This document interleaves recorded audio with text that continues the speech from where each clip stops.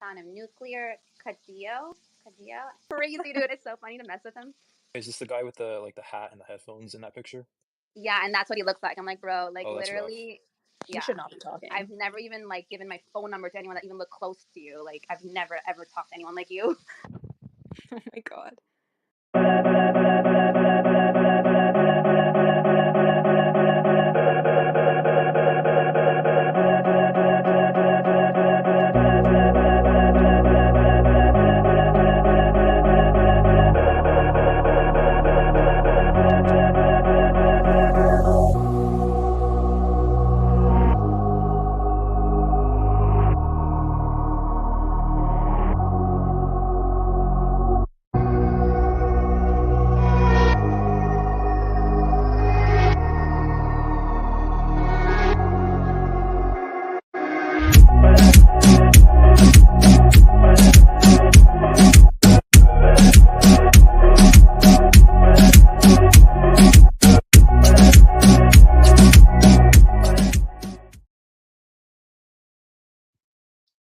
Hey, what's up, guys? Let me know if you guys can hear me well. Welcome to another edition of the Nuke Stream. Today, we will be talking about how men usually and most of the time opt into their own destruction in dating, right? Meaning that uh, they usually are the what's the word? They are the orchestrators of their own destruction, right? So it's a topic a lot of guys don't want to hear, because we're used to coming online in these spaces and bitching about women. But honestly, a lot of the things that we do are because women are the ones, or we don't have the discipline or the, I would say, uh, kind of the foresight, discipline, and overall just ability to overcome your ego and see things for what they are rather than what you want them to be. So we're gonna be talking about today. That's what we're gonna be talking about today, and we can jump right into it, right? All right, sorry. So one of the first things we can get into, right, is that women control access to sex, right? We know that. But the part that, like, a lot of guys, especially the guys that listen to the bigger manosphere content creators, right? No hate against them, but they say that men have access to relationships, right? And the truth is, no, women have access. Women control access to both. And the reason I say that is that if sex doesn't happen, a relationship doesn't happen, right? So women control access to sex and relationship, uh, and men control access to opting in to those to the relationship, right? So if you're a guy that hooks up with a girl, right, and the girl doesn't seem to be a good catch, like not wouldn't be good for a girlfriend, or is a little crazy, or what have you, right? Depending on the guy's uh uh standards, right? And he gets into a relationship with her. He decided to opt in into being in a relationship with that woman, right? So uh women kind of control access to, like, pretty much everything, and men control access to, hey, opting into this relationships. It's pretty easy. It's not something that a lot of guys want to hear, but the truth is that if you hook up with a girl, even then, most women will not want to be in a relationship with you, right? Remember that for women, being in a relationship means that they have two options, right? They can get the placeholder boyfriend, which lets them do whatever they want all the time, and have that door open where they can market themselves, aka, girls trips, girls nights out, Instagram posts, being flirty with other men, whatever, what have you, right? Or she can go with the guy with actual expectations, and she all that free stuff and free attention she's getting from other men is going to go out overnight. It's going to leave overnight, right? So those are our options in terms of getting into a relationship, right? So you understand why women are a little hesitant, or um kind of not excited to get into relationships with men, especially men with standards, right? It's because it's just it boils down to, hey, I got to give up a lot. And that's, it's not good or bad. It's just what it is, right? They're playing for keeps. We want you guys to play for keeps as well. So not to win, but to just keep yourself your head above water, and to not have to deal with the worst of women. Just be kind of have that protection and all that stuff, right? But um you as a guy opt in, right? And that's the hard part for accountability for men that they hate, right? A lot of the manosphere discourse um is very I want to say complicated, but it's very murky in terms of where men should take accountability and where they shouldn't, right? And I'll say this, right? Always abide by rule zero, right? Rule zero is men uh increase your sexual power. The purpose of the red pill is to increase your sexual power and options in the sexual marketplace, and to foment a positive sexual identity for men, right? So anything that increases your dignity as a man, anything that helps you kind of figure your way out in the world, that helps you achieve what you want the individual in life, is rule zero, right? And when you're navigating the sexual marketplace and you're going along, right, there's going to be people that kind of lie to you, but lie to you in the way that you want, right? Like telling you, hey, there's going to be people that are going to tell you, hey, you're a victim, right? Like, hey, as a man, you're doing everything right and you're perfect. Just keep doing what you're doing, king. And these women are bad, right? And you're good. And then there's gonna be people that are telling you you're a complete, you suck and you need to do better, and you as a man need to step up and save this country, save the women, save the children, save the whales, save the monkeys, save whatever, right? Save the coral reefs, whatever you got to save, apparently. So which one is it, right? Is it like, hey, live for yourself, be incredibly selfish, or is it save everyone, right? And it plays into the male fantasy of that you're important, that people want, that people require, need you. And then the other one plays to the male fantasy of like, hey, like being a victim. Hey, you are in fact a victim. Um, but here's the thing, right? Uh, none of that, none of this thinking about what's right or what's wrong to people really helps, right? So the overall thing you want is, hey, where do I have agency and where do I not? Right. And that ultimately is what it boils down to, right? You can go out and vote all you want, right? Your vote, I guess, counts. They count it. There's a machine that counts your vote, right? But understand that, look at the dumbest people whether it be online or in real life, those people can cancel out your vote, right? So I'm not saying do or don't, right? I'm just a guy on the internet. I can't tell you what to do, right? But understand where you have the most agency and where the things you do have consequences, right? And that's why when you're out there in the world and you decide to interface or interact with a chick, and the chick is like, hey, I want to be in a relationship with you, right?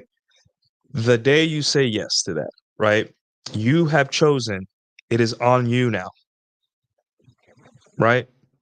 It is on you. You do not want to end up like Spreadsheet Man and make your whole relationship about you being the victim, right? Because you chose that. You opted into that, right? So that mentality and that process helps you more than, constantly complaining that women are bad or women are this, women are that, right? You need to understand that once you say yes to interacting with the chick, once you opt in, it's on you, right? That's not to say that you have to be perfect, that's not to say that you don't make mistakes, and that's not to say that, hey, if you didn't know something, that you should blame yourself, right? We all got, not all of us, but a lot of us got raised in a feminized, gynocentric social order and a household, and we were taught the wrong things, either through our parents, social media, uh, the actual media, movies, status quo, whatever you call it, right? So once you say yes, that it's on you, right? And that makes that decision more important, because a lot of guys, like, you take the placeholder boyfriend, and they're just there, right? They just happy to be there, and for them, in their mind, right, they're lucky to just have a girl that sleeps with them and does what and just is around, right? And they opted into that, right? So when you see a placeholder boyfriend getting their life ruined, right? That was their choice. They could have said no, but instead they opted in.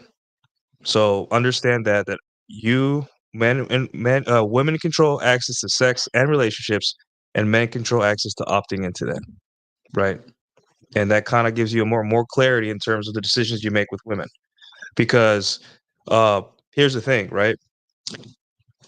Everyone wants to pass blame onto men for women's problems, right? It's like the innate, like when women have a problem, it's men's fault, right? If women if women aren't getting married, it's men's fault. If women can't get pregnant, it's men's fault. If women can't uh have a family, it's men's fault, right? That's normal, right? As men, we're used to being blamed for everything. It's literally a boomer joke that everything's our fault, right? But part of learning the red pill and where you stand in the world, right, is realizing what's your fault, what isn't, and where you can fix it. And a lot of times, something that's not your fault and you can fix it or you can do something about it kind of overlap, right? And that's dating, right? Like, it's not your fault that dating is the way it is. It's not your fault that you have to have good pictures, like really good pictures on Instagram. And it's not your fault that women have the extreme hyperabundance they have today, right? But you have to do something about it, right? Because it's your reproductive problem. You have testosterone. You like women, so there is no way out of this problem, right? There is, but there isn't, right? You can become an incel or just give up MGTOW, whatever, right? But most people, will want to have families, will want to settle down, especially if they're in this space in earnest, right? So uh, you cannot escape this problem. So you have to do something about it, right? And that's the beauty of it, right? You decided, hey, I didn't ask for this, but I'm going to do my best, right? Just like during World War II, people did their best to solve their problems. During the Dust Bowl, right? During past pandemics, right? Any crisis, right? Crisis. Uh, a lot of people didn't ask for it; they just dealt with it, right? And that's the important thing here. Just like every generation has a shit sandwich to eat, our shit sandwich was love and relationships, right? So saddle up, right? Figure it out, and it's not gonna be easy at first, right? Over time, it's gonna get easier, and it's gonna be uh easier to navigate and know what you want, because over time you're gonna know what you want, and you're gonna kind of not take yourself so seriously and all this stuff. And again, when you know that something's not your fault, but you're doing your best to figure it out, there's like a certain dignity and a certain self-respect you'll have for yourself, right? And that's important, right? So, um, Nuke, any idea what channel Post Zero was hosted on? I was on Kyle Madovic's channel. Yeah, I was on Kyle's channel. What's all this Dutch nonsense on my timeline? We don't do Dutch words here. Anyways, um,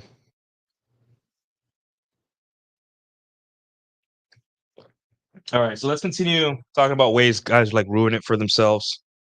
Um, all right, so another way men ruin it for themselves is men are continue to fight to give things to women that they don't deserve, right? And I don't mean that in a hey, women don't deserve anything, right? Because if your wife is being a good wife, or your girlfriend's being a good girlfriend, or the side chick you have, or the casual girl that's coming over is bringing you a bottle of wine, and she's just a genuine likable person, right? It's not that she deserves the moon, right? But she deserves, maybe take her out once in a while, right? Maybe if she's good in bed, also be good in bed, right? If she's having a bad day, hear her out once in a while, right? Because humans, we're designed to cooperate and we're designed to communicate, right? There's no reason to be an asshole to a woman that's already doing exactly um what you need from her, right? So I've given several examples where I'll be dating a chick, right? In the long term, right? And the minute I kind of like start upping the bad boy dark triad, like teasing and all that stuff, right? They become flustered, and they turn red, and they just feel like bad. Like, you could just tell they're in distress, right? And the reason for that is my role to them wasn't that, right? My role to them, they just wanted a guy to be nice to them and just, they didn't need that side of me anymore. That's already proven, and like through my lifestyle and them pulling up to my neighborhood and seeing the pre-selection, all that, they didn't need me to be that, right? So that was problem solved. Uh, so when you are dating, which we're going to talk about later, by the way, when you are dating a chick, right? You need you need to understand that there are men out there that are fighting to give her free stuff, right? We have the sugar baby thing going on now, which is being more normalized every day. If you see on Twitter, on social media, men are fighting to give women opportunities, money, everything, like just tripping over themselves, fighting, right? And a lot of you guys, we think we can shame men like this, right? And to stop doing it. But I tell you right now, it's got to be some psychological defect or something, because until you experience it yourself, right? Like we see it on the internet all the time in terms of comments, but when you see a guy that truly gets absolutely is giving women so much in return for so little, then you will say like there is no cure for this. This is something that we have to pathologize, like we have to make it into a mental illness, and then we can start treating it in mass, right? Because there is no, like, it will baffle you, right? All of us on the internet, we'll see a chick or we have a female follower or mutual, and we'll say something nice to her, right? And even then I'll feel like, maybe I shouldn't be doing this because, it just looks bad, that I'm being, a little bit forward with a girl online, right? I do it because it's fun, but sometimes I'm just like, you know what, let me chill, let me relax, right? But um when I saw the worst case of it in my face, which I'll tell you the story in a second, I was like, holy crap, right? If this guy cannot see what he is doing, right? There is no saving him, right? That guy has opted into his own destruction. It is insane what guys will do in order just to get acknowledgement from women, right? We see this every day on the timeline. We have Twitter where guys will send messages to women, dirty messages, like just stupid messages, right? And the guy doesn't think, hey, this is a public platform. This person has a lot of followers, and it's my real name. No, they said no. Excuse me, let me message this girl with my real name, and let me message her to something disgusting or something stupid or something super simpy.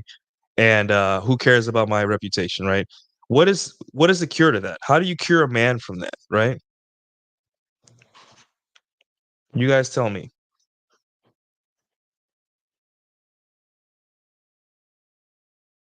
So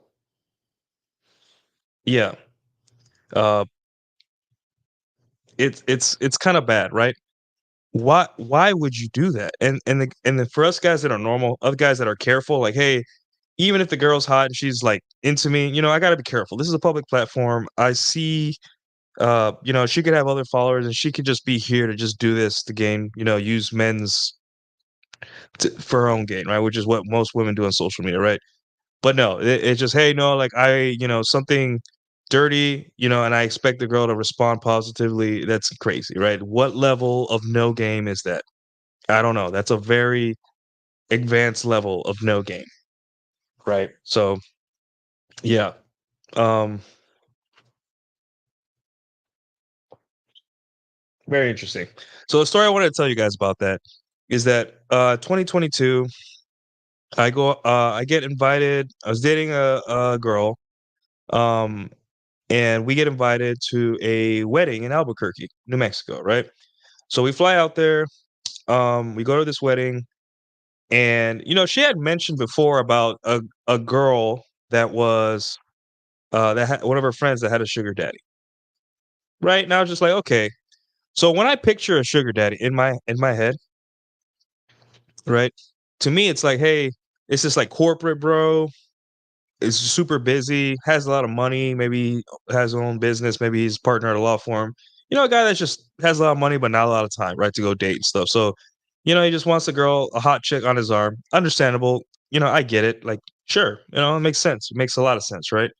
Um, kind of like a Patrick Bateman type character, right? And then we do the wedding, right? And then she says, "Hey, we're gonna go to a restaurant. We're gonna go Ojos Locos, which is like the Mexican version of Hooters, to go um, meet up with my friend and have a couple drinks." I'm like, "Okay, sure, let's go." And then we go, and then the girl walks in, and it turns out it's this chubby Mexican chick that's like 60, 70, maybe even 80 pounds overweight, bitchy, mean, and just like condescending, right? And then in walks her sugar daddy, this like schlubby, short, fat dude. Won't even look me in the eye, like he's almost embarrassed to be there. Won't shake my hand like a man. Nothing. It's just that he's just there behind her and not talking, not basically it's just the two girls talking. I was like, uh, what's going on here? You know? And that was like the moment where I realized like, hey, there is no convincing men like that to be better, to stop doing that, right? This is a deep psychological issue. We haven't pathologized it, because if we did, and we started treating people because of these parasocial, or I won't say parasocial, but like these one-way relationships, a lot of women would be disadvantaged, right? But for the most part, I was like, whoa, like how the heck do we get like this far, right? This is like it's amazing, right? It's depressing, right, as a guy, but it's also pretty amazing that um a girl and a guy would participate in this, right? Um and that's what I'm saying, guys. Like, that guy opted into his own destruction. There's nothing you can do for a guy like that, right? There is no amount of coaching, nothing, right? That dude is going to have to go face the deepest, darkest depths of his own of loneliness, right? Of people moving on, getting married, having kids, in order to see what he's doing. How do you save someone like that, right? I don't know. It's very it's very like very shocking, right? It's not something that I was able to process in one day. It really took me back. It took me aback. Is that a word? And hopefully, I never have to see something like that personally again. I probably will, but I hope I never have to experience it in my own life. I only want to see it on the internet, because at least on the internet, I'm like, hey, it could be fake. But if you see it in real life, it's just like, Jesus Christ, I can't do this. I gotta go. Wow, exactly. You can lead a horse to water, but you can't make it drink. So yeah, I was taken aback. So yeah. Anyways, let me just screenshot this and share it on Twitter. All right. So what's the next thing, guys? All right. So the next thing we're gonna talk about is that here's the hardest thing for all men, even me sometimes, to accept and understand about women and their behavior. Right. Rolo has an awesome essay on this, and it's basically, hey, the medium is a message, but for some reason, men struggle so much with this. Like, it is incredibly difficult for men to fully accept that the medium is a message at all levels, on a macro level, in their own lives, even before they meet women, while they're meeting women, while they're in a married, while they're going through divorce, while they're raising kids, whatever. Men have this proclivity to believe women at face value and not watch their actions, right? And that causes them a lot of pain and confusion throughout their whole life. If there's anything I want uh you guys to take out of this particular episode, right? Is that, hey, the medium is the message. And no matter how much you want to believe women, right?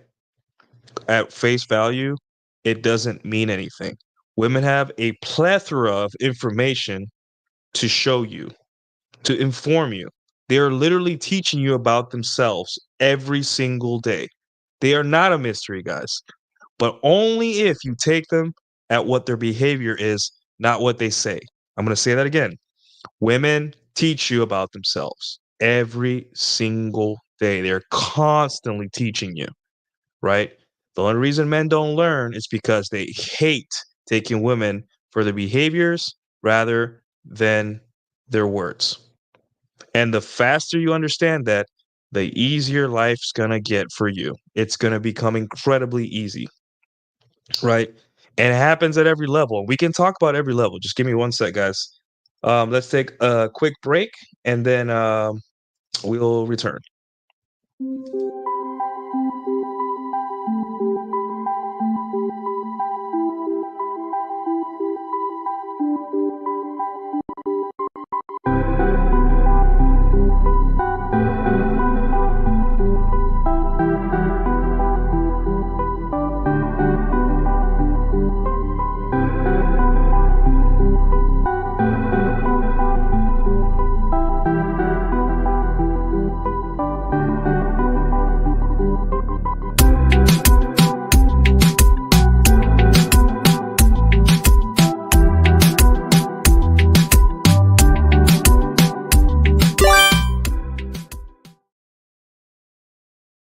All right, and we're back. Sorry, guys. Man, I got a lot of followers or a lot of viewers today. I wonder if someone who retweeted me.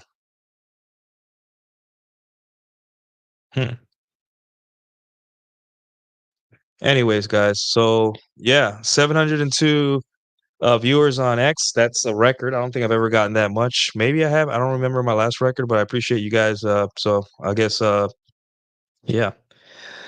All right. So moving on. All right, so where were we? We got a $2 Canadian super chat from Gene. Thank you, sir. You get one of these. Thank you so much, best friend. Gene Simon LaRose with a $2 Canadian says, actions speak louder than words. Yes, that's very important. As a matter of fact, words don't mean anything. It's all action, right? Especially with women. It's all action, right?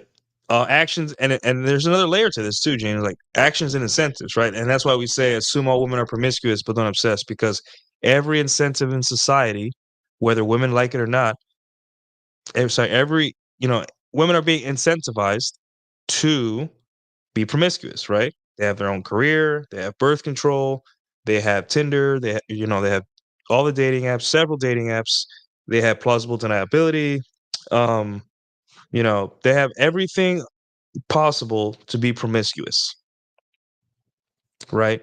So I can only guess as a man, I can only assume for my own mental health that women are getting busy out there. All women are sluts until proven otherwise. And you know what? Sometimes that's good news for you, especially if you're dating casually. You're just learning about women. You want women to kind of be, not not very stingy. This edit is such a mess. What, the video game edit? You know, the other edit I have, the What's Your Plan edit, it got flagged for copyright, so I can't use it anymore. So yeah. All right. Let's see.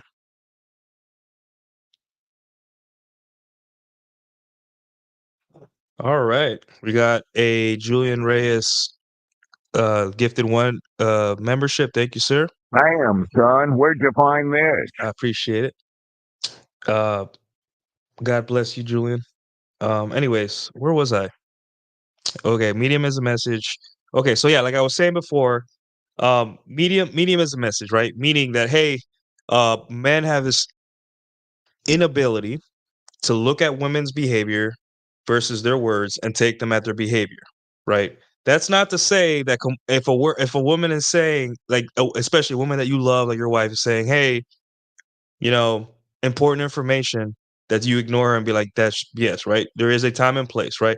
But most of the time, a woman's behavior is going to teach you about them, right? And if you don't look at their behavior first, then you will never learn about women. You'll be constantly struggling for years, and those are years that you'll never get back. Right? You will never get those years back that you spend taking women at face value.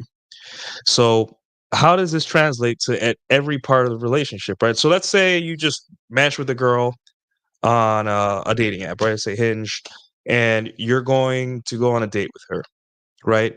And you say, "Hey, meet me at this bar at this time tomorrow," and she says, "No, I can't." Okay, I'm busy. I got this going on. Totally. Yeah, we're all adults are busy. We're all busy these days. Got it.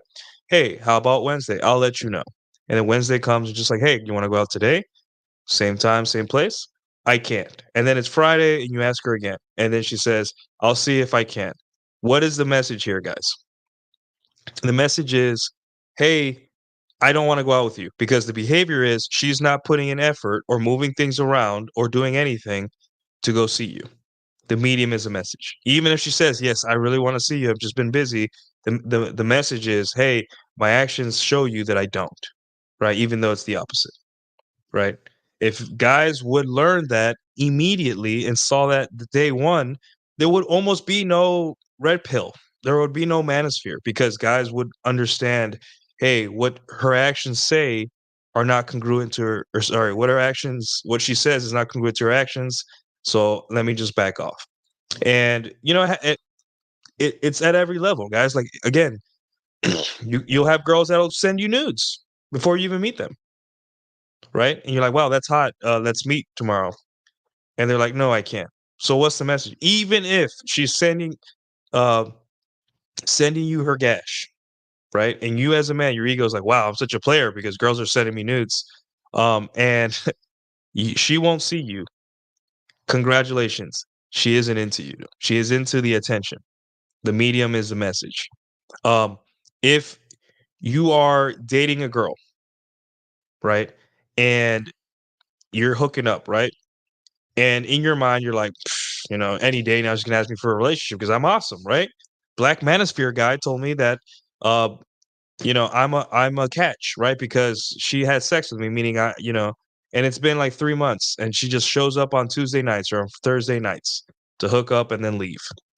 And in your mind, you're just like, yeah, man, she's dying to be in a relationship with me. And then you're going through your Hinge, and then you see her pictures, and you see pictures that you took of her on on her Hinge, and you're just like, what the hell? What do I do with this? The medium is the message. The medium is the message. The message is, I don't want you in a relationship. I want the comfort. I want you to have sex with me, and that's it. While I search for a guy that I actually want.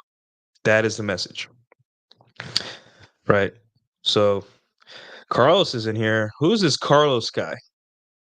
Carlos Colva. How you doing, sir? Howdy, fellas. We got Julian in the chat. We got Jack Napier in here. Howdy, fellas. We got Arm Details. How are you doing, sir? Hi, how are you?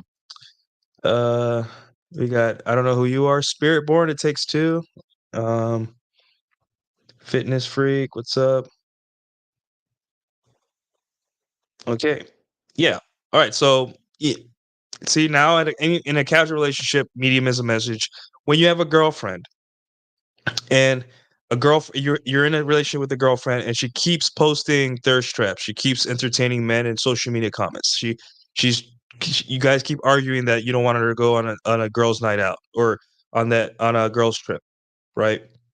The medium is a message. She's saying, hey, I still want to put myself in situations where other men have access to me, in places where there's alcohol, bad decisions, and away from you.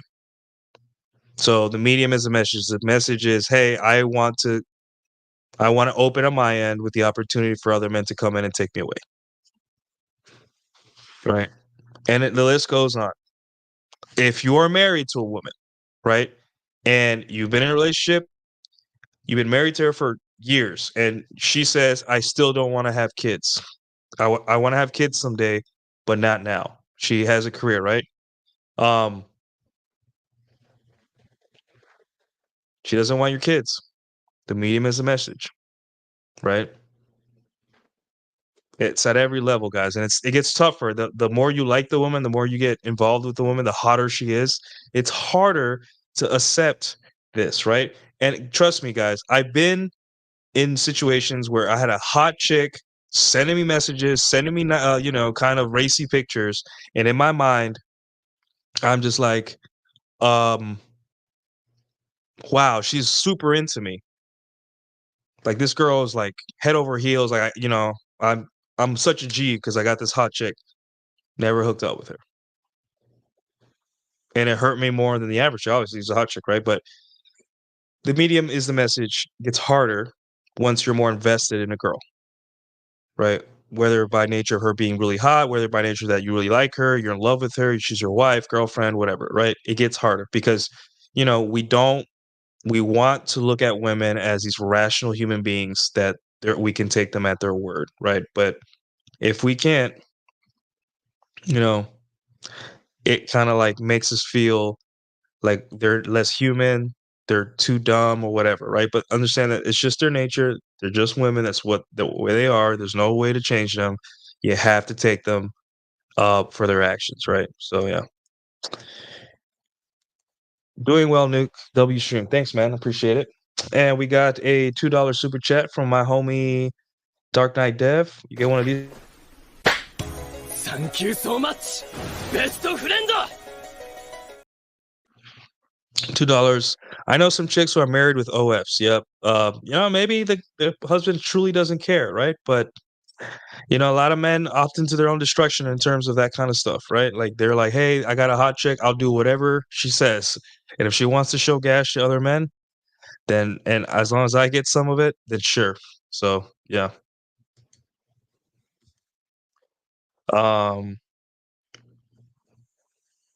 Anyways, we got another $4.99 super chat. Get one of these. Thank you so much, best friend. Freelancer you with the $4.99. What if she can't have kids but wants them? How does that affect her psyche? Well, I'm not sure. I'm not a psychiatrist, right? But I would say, hey, like that's normal. Women do like taking care of things. If not, they wouldn't get dogs and all that stuff. So, if she can't have kids but wants them, I'm sure that a lot of that probably is depressing. But there's ways around it. Like a lot of women adopt animals. A lot of women adopt children. So there's always a way around it. But yeah, so guys, we got 1,094 people watching on X, 41 people watching on YouTube, and one person watching on Twitch. So I appreciate you guys watching. If you guys want to drop a like and all that stuff, and then I got a new Substack article that came out. I got like 2 back to back. I'm probably have another one every day. I'm gonna be posting more and more. So yeah. Anyways, guys, back to the show. Thank you for the $4.99. Yeah, so like I was saying, medium as a message is going to save you a lot of pain in dating, right? But the thing is, it takes an extreme amount of introspection, and also it takes a lot of like getting over yourself and your ego as a man, right? It's tough, right? I know you want to believe a hot chick when she says she's into you. You want to believe all these things, right?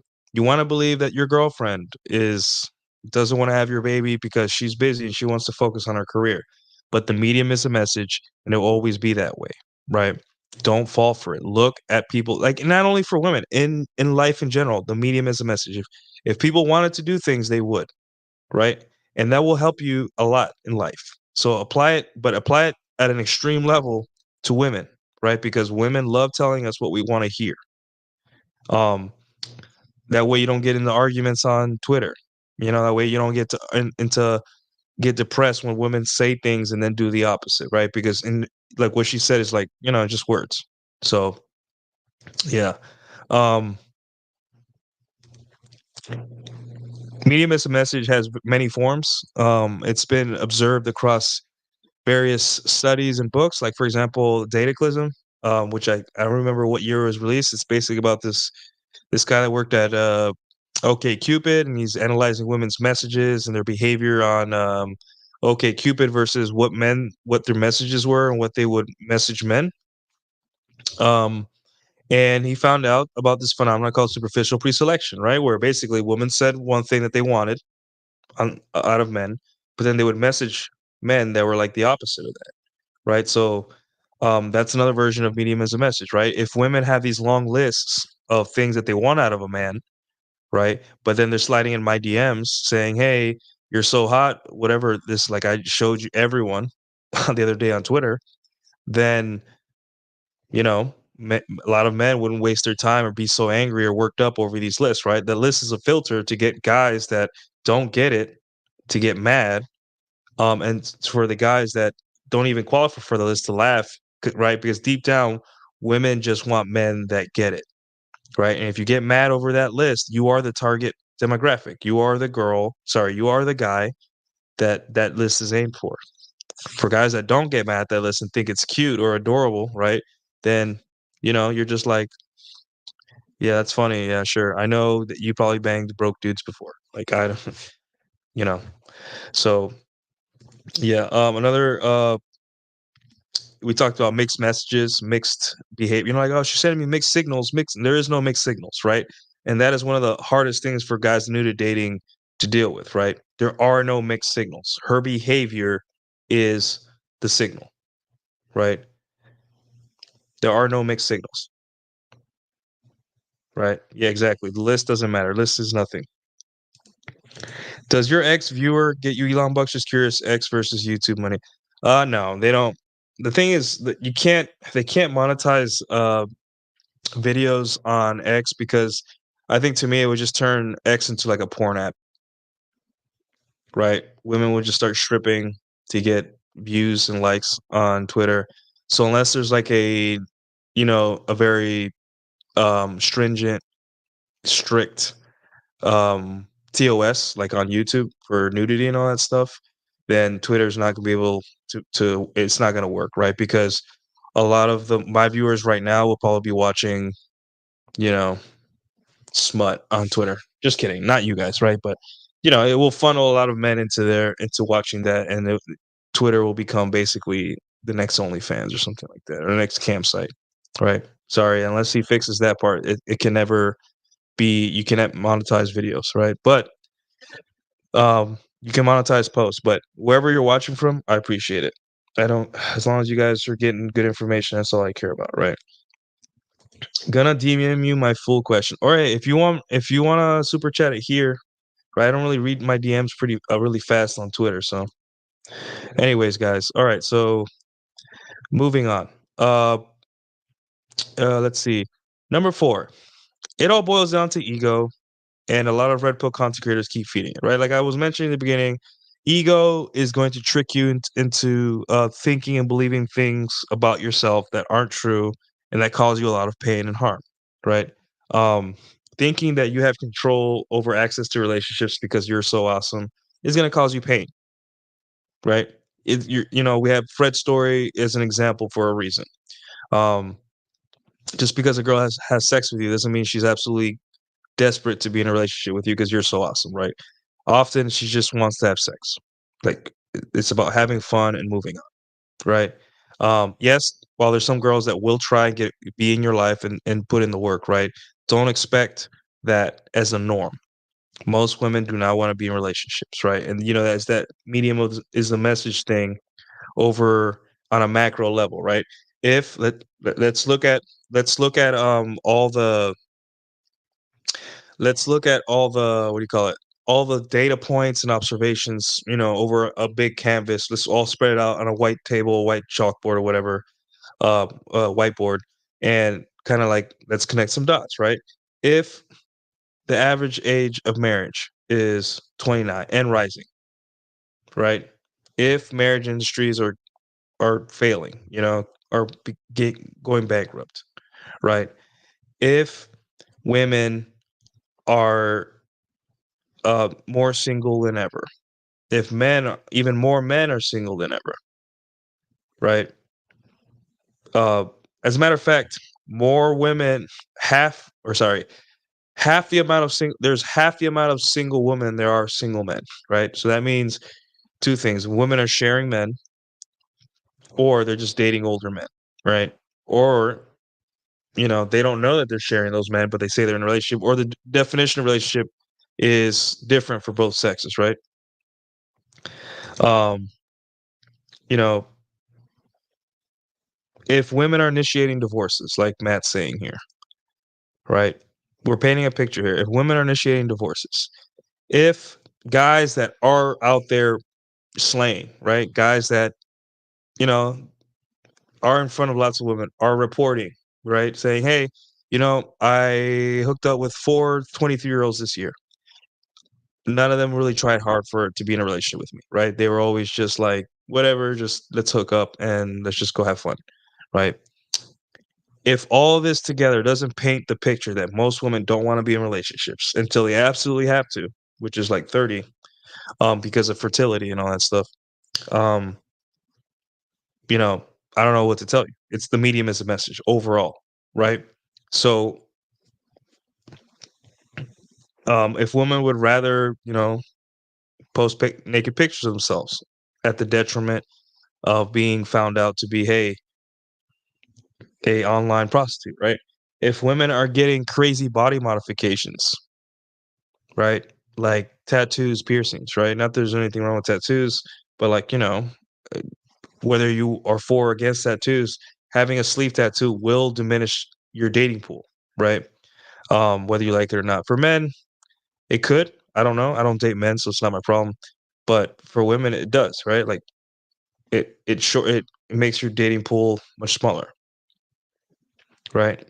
If women, despite having found a guy, still market themselves constantly to other men in the form of social media posts, and you know if women have access to the most amount of men in history with the smallest amount of effort, but still decide not to be in relationships, overall, we have to sit down as men, as you as an individual, you have to make a conclusion here.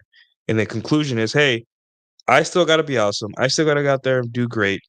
But if women are doing all these things to preclude themselves ever having a relationship until they absolutely need to, whether it be voluntarily, whether it be subconsciously or consciously, whether it be anything from, hey, getting tattoos to going on websites like Twitter, seeing the worst absolute opinions from men like me, and getting a negative view on men that they did themselves, right?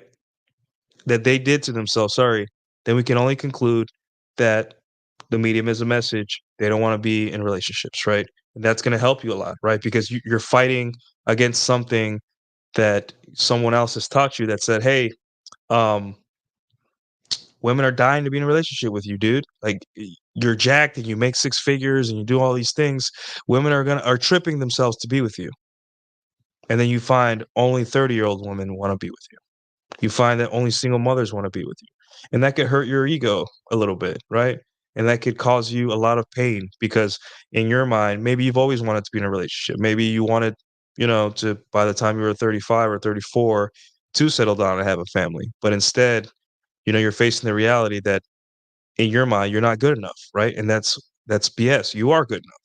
The problem is that um in your head, right, you were taught that you were awesome based on women wanting to be with you. And this, no, dude, it's that it's not your fault. Women don't want to be in relationships, right? Now, are there men that in a very specific part of their life, they had a lot of offers from women to be in relationships? Sure, right? But again, the medium is the message, right? You're only one guy. Overall, um, you know, women don't want to be in a relationship, and it's not your fault, right? The reason we become awesome as men is that when that anomaly comes, when that girl that's 25, 26, maybe even 27 comes along and is like, hey, I've dated, it sucked. I've gone on my little hoe phase, it sucked. I'm willing to do whatever it takes. Let me find a hot guy that gets it, settle down quick. Right. I know there's more steps and it's a little bit more complicated than that, right? But you'll be ready with the lifestyle that she needs for her to settle down and you get a good girl, right? That's why we don't become awesome so we can feed our own egos about how much women want us, right? We become awesome for ourselves. Opinions of women don't really matter. The only opinion of women that matters is the ones you're fucking. And even then, as long as you're fucking, I'm good. They can tell me I'm the worst person on earth. As long as we're having sex, I'll be like, great, I am the worst person, sure. So yeah. Yeah. Exactly. Being in a relationship means no more free shit from hordes of men. Yeah. Can you blame them? Like, imagine being 23 and you go on a date with me, and I'm just I show her that, hey, I can replace her. Maybe not as fast as she thinks I can, but maybe I can. Um, and that I am surrounded by beautiful women in my nice neighborhood in Dallas, right? That I have a nice social media that women will be like, wow, this guy is, he's an attractive guy, right? And now you have to date this guy, and this guy could leave or cheat on you at any moment because he's attractive. Like, um, and he's gonna have rules for me. He's gonna let me market myself like all these beta boyfriends that I've had before that let me, so what do I do? Can you blame them, right? It's a shitty situation that women have to make, and I'm glad I don't have to make it. So, anyways, we got a $10 super chat from freelance Ryu. I'm gonna say freelancer you or freelancer Ryu. I don't know. Thank you so much, best friend. All right, freelancer Ryu with the $9.99. What do you do when your girlfriend gives you the silent treatment? Half frame, girl was warm, effing hard, then got cold, won't say what's wrong, cut contact, giving her space, focused on my own life.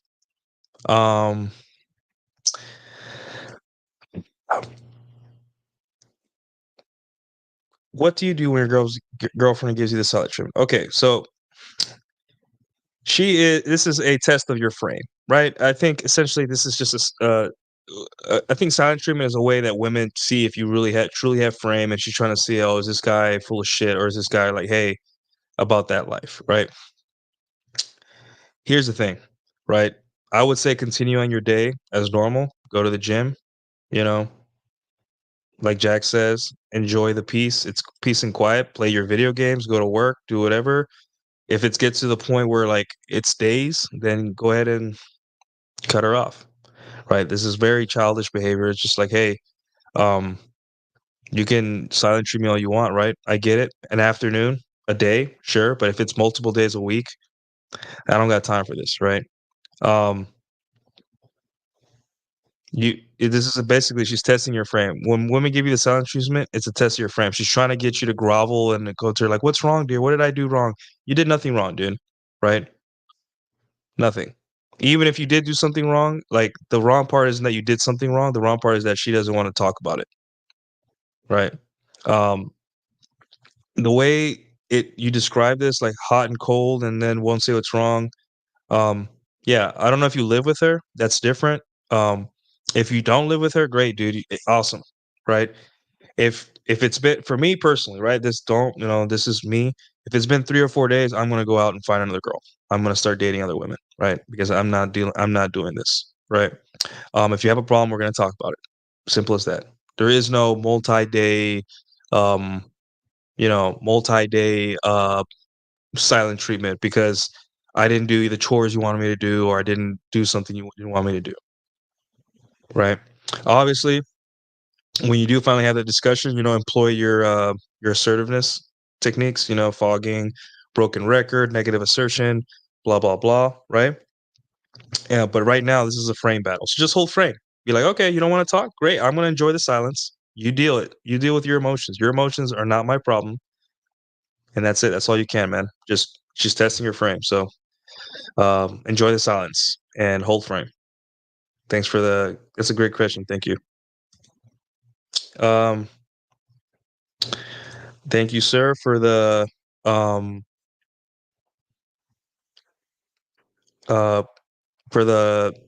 membership. Jesus, I had a brain fart. You get one of these. Thank you so much.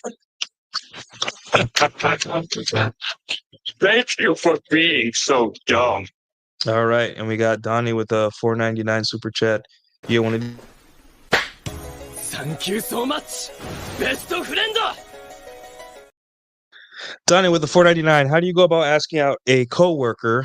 Is it worth it if it's someone you'll see every day? Yeah, no, it's not. However, it depends on the job, right? Are you working like a throwaway job, like at a retail place? Like, are you like a younger guy, like 24, 23, 21 or whatever, and you're working at like Dick's Sporting Goods? I would say go for it, right? Because it's not, the job isn't a big deal, right? But if it's your career, if it's like your real career that you like and enjoy, I I would not recommend, unless it's a giant corporation where she's removed like different floor, different area of the building, different campus, whatever. It is not worth it to dip your pen in company ink, right? It will cause more problems than it is worth. Trust me, I've seen it so many times in my life. I've seen careers ruined over this crap, right? I know that sometimes there's sexual tension at work because you spend a lot of time with people at work and all that stuff. But for the most part, um, um, yeah, it's not worth it. Don't ask someone out. All right.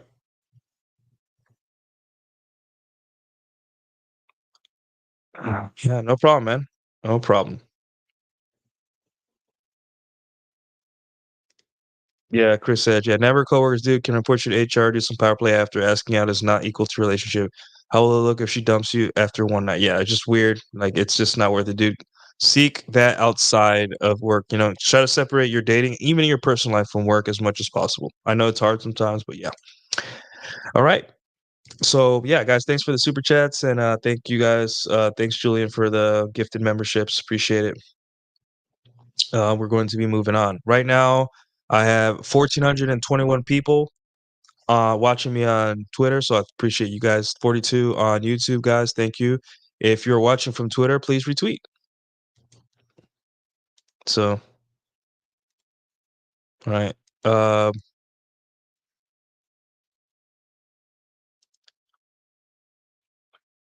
right.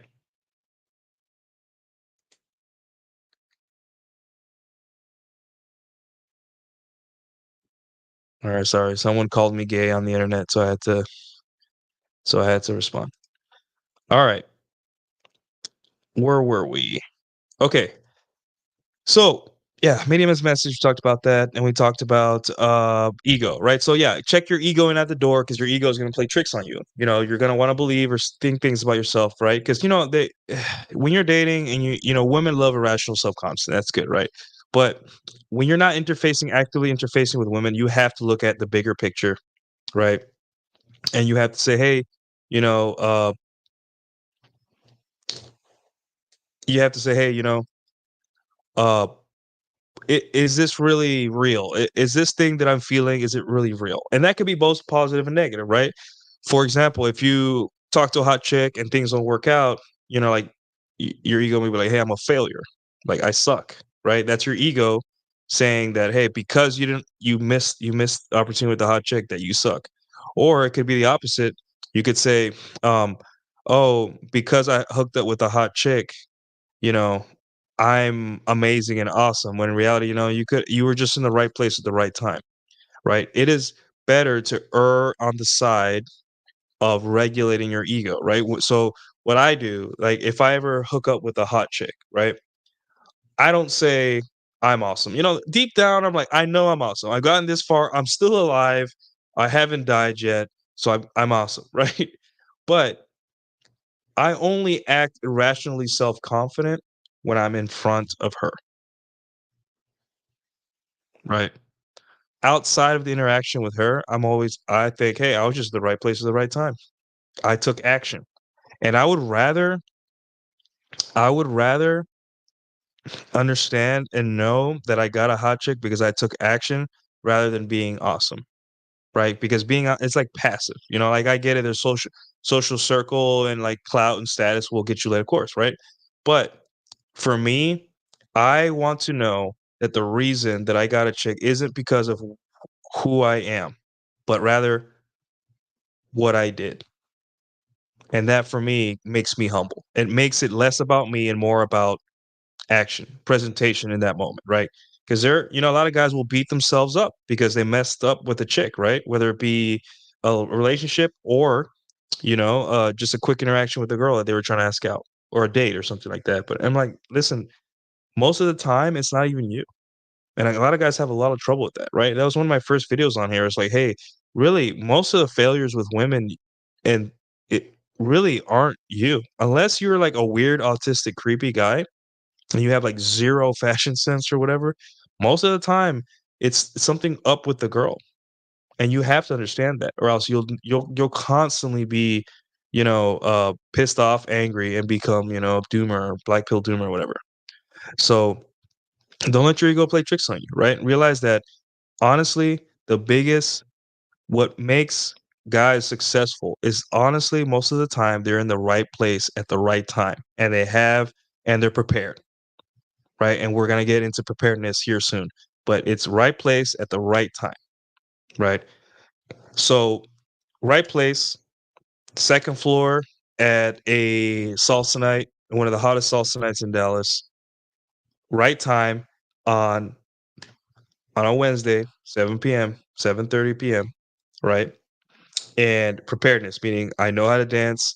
I've talked to women before, so I know how to socialize, and I have social proof. It wasn't because I'm awesome. It's because I am smart and tactical, and I know what I'm doing. It is a protocol. You take me out of the situation, you put any other guy, it'll probably be the same. And that takes a lot of ego, kind of getting over your ego, realizing that, hey, it isn't because I'm some kind of awesome dude that I was told by a content creator because I make six figures and I am this height or whatever. It's because I took action. I put myself in a situation to win. Right? Art of War, Sun Tzu. Right? Simple stuff. So yeah, and yeah, there's the Chateau Ortiz 282 rule that like. It's funny because on Twitter, everyone kind of mythologizes female beauty, and everyone thinks that that everyone's above dating a mid girl.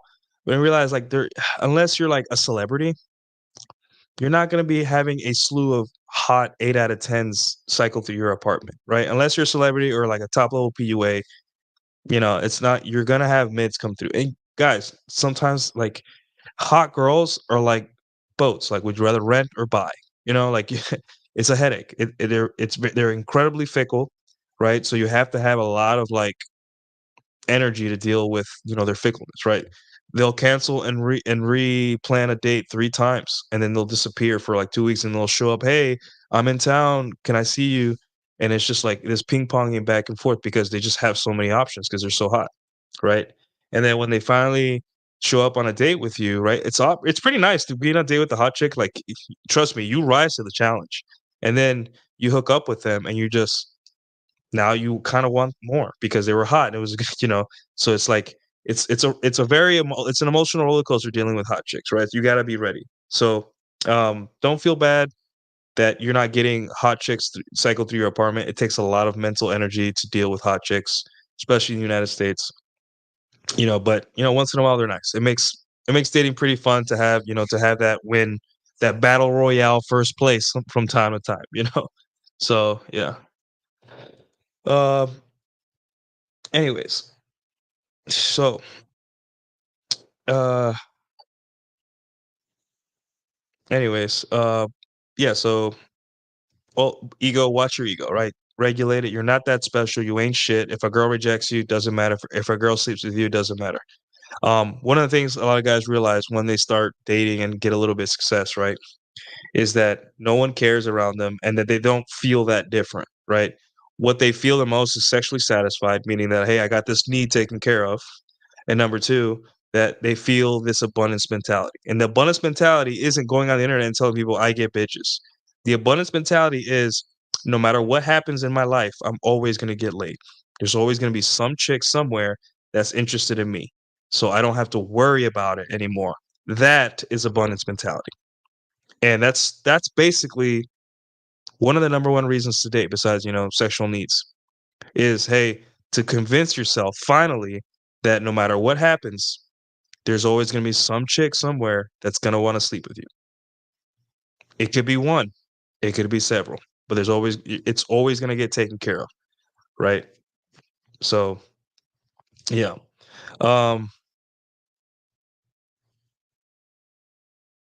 Okay, so the next thing would be giving yourself grace. One of the way guys opt into their own destruction in dating is that, again, like I was mentioning in the beginning, is that they take on all this blame and all this work and put it on themselves, and they blame every part of dating, every negative outcome, they blame it on themselves. Right? They can't look at the bigger picture.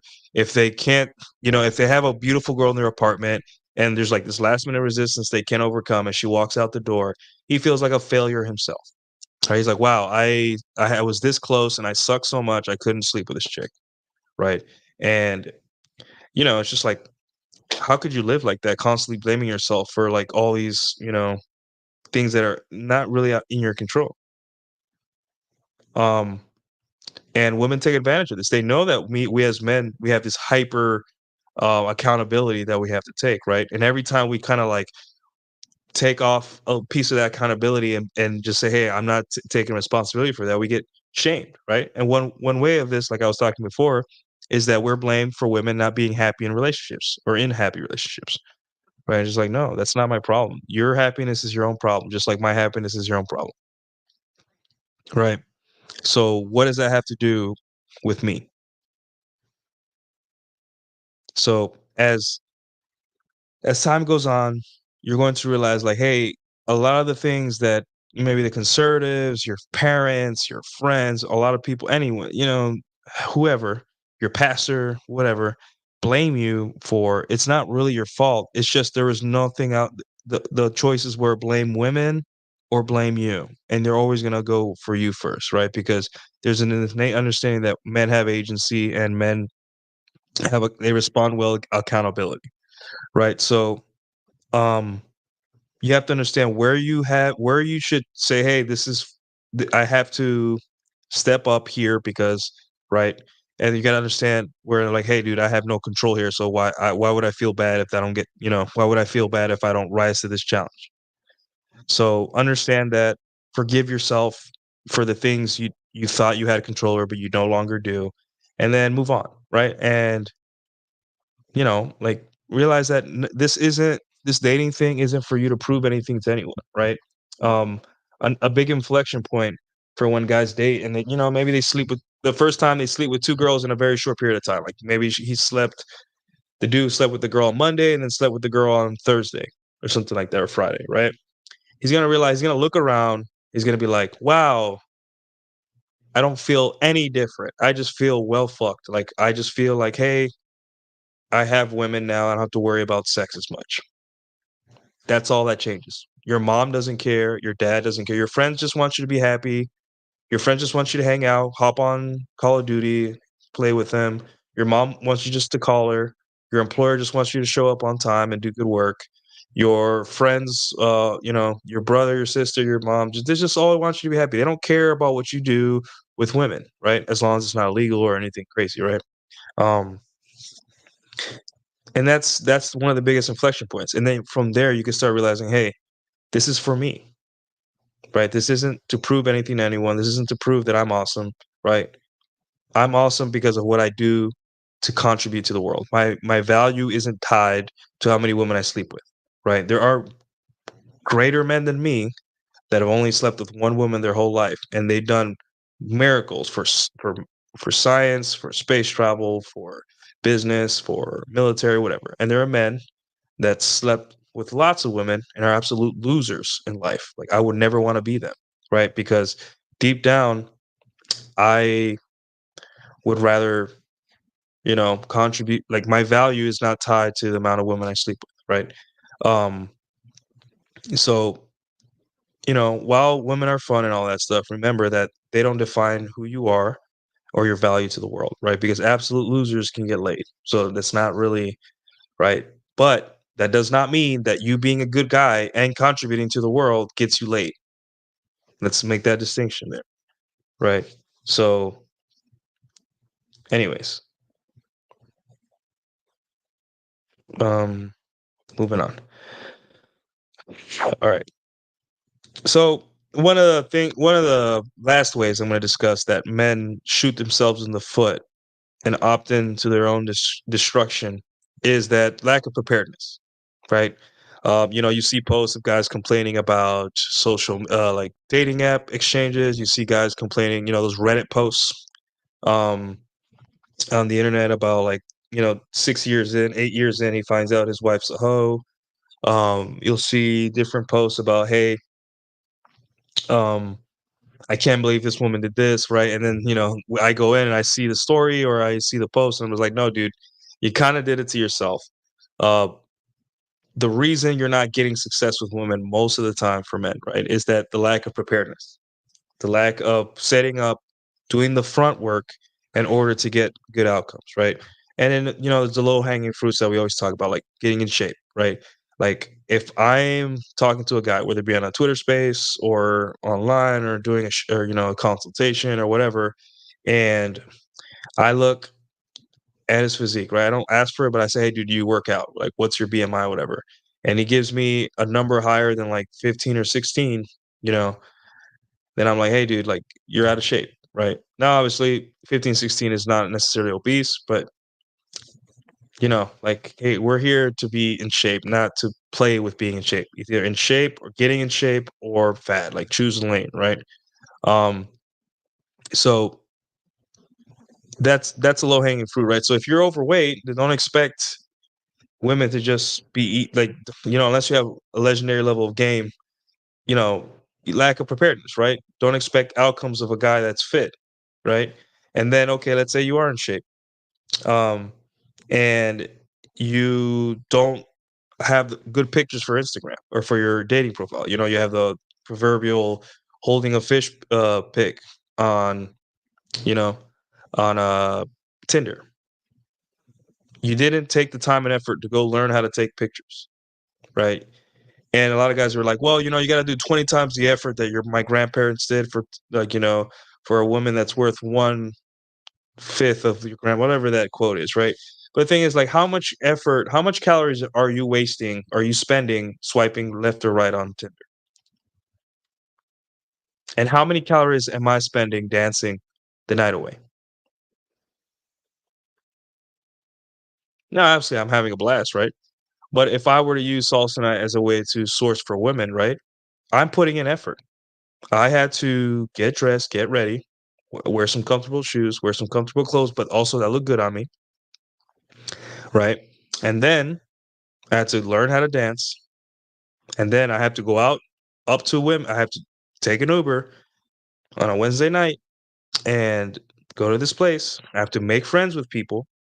And then I have to ask women to dance repeatedly over weeks until, a girl's like, hey, you're kind of hot. Let's go on a date. How many calories is that? That's a lot of calories, That's a lot. That's like thousands of calories burnt just to get that, just to be able to be in a situation where there are women available that want to go on a date. Whereas Tinder is just this, right? So can you really complain that Tinder isn't working for you? So let me make it more clear, right? If you're going to use an app or a mechanism that other lazy men use to meet women, right? Then you can stand out by just having pictures and having a social life as well. So you don't have to, like, because one of the reasons that make dating apps suck, right, is that men that they depend on them to meet women, right? And that mentality, it makes them anxious, right? When you're having a robust social life, when you're around women, right? And a social circle where women that bring other women into the social circle, and you have like a dance night, a salsa night, like a physical activity, right? And you also have Tinder or Hinge. You don't worry about your Tinder and Hinge as much, right? You use it, you source for it. I don't see why you wouldn't, right? But you don't look at Tinder as the only way you'll ever find love or a relationship or sex. You see it as just another tool in the toolbox, right? You minimize its consequence in your life, right? So, again, one of the ways guys opt into their own destruction is they put all their eggs in one basket instead of, diversifying their income streams, right, in terms of women, and say, hey, if Hinge changes the algorithm, I'm screwed. If Tinder changes the algorithm, I'm screwed. Instead of saying, hey, I'm gonna have my Hinge, I'm gonna have my Tinder, I'm gonna have my social life, I'm gonna have my social circle, I'm gonna have this, I'm gonna cold approach from time to time. Hey, I see a cute girl at a coffee shop. I'm gonna go walk my dog where there's hot chicks. Whatever you gotta do, right? Um, you're gonna be happier and less anxious about sourcing women, right? Because you didn't put all your eggs in one basket. So it's up to you, right? Like I get it. There are guys that are very busy. They go through busy times in their life and just trying to get some strange, trying to meet a girl, and dating apps is all they have, right? But if you have the time and when you have the time, you should start diversifying how you meet people, right? And don't make everything about women, right? Like, hey, if you like salsa night, focus on, hey, enjoying and challenging yourself, learning new moves, right? Making friends, using it as a way to de-stress, be the light in people's lives whenever you go there, right? If you go to if you use dating apps, right, give a shit. Like lack of preparedness, right? Lack of preparedness is like, hey, I set up my dating app profile. How many good pics are have you hired a photographer to take good pics? Are you socializing enough in your other outside of dating apps where you can have good pics that show you, hey, I'm a normal dude. Here's my dating profile. Here's my Tinder. Look how awesome I am, right? Um, and ultimately, lack of preparedness is what makes guys give up, right? Because they'll say, "Well, I worked out, I did all these things, blah blah blah. I'm perfect," right? And then it's just like, "Hey, at some point, dude, with all that self improvement you didn't do the most important thing." And it's your mental models, the way you think, right? Because you say, hey, in your mind, hey, I make six figures. Where's sex? I can deal at 4 or 5. Where is the sex? I am entitled. Who who do you think you're entitled to? Nobody. That's not how dating works. There is no like there are no levers. You don't just like, hey, pull a lever, I deal at 405, I get hosed now. Or pull a lever, I bought this expensive cologne. No, right? There are no levers, right? It's just like quantum physics. You have the atom in the middle, and you have the subatomic particles floating around. Those subatomic particles are not exactly where those circles, those little globes, are not where those subatomic particles are. They're where they're most likely to be, right? It's quantum physics. Schrodinger's cat, all that stuff, right? Um, people, when you directly observe a particle, right, you see it behave differently. You see it behave like an object, right? Like matter. But when you're not looking at a subatomic particle, you see it behave in this abstract kind of like waves. Like you graph it out, it looks like waves, right? For any of you guys, any physics majors or anything, that correct me if my assessment's a little off, right?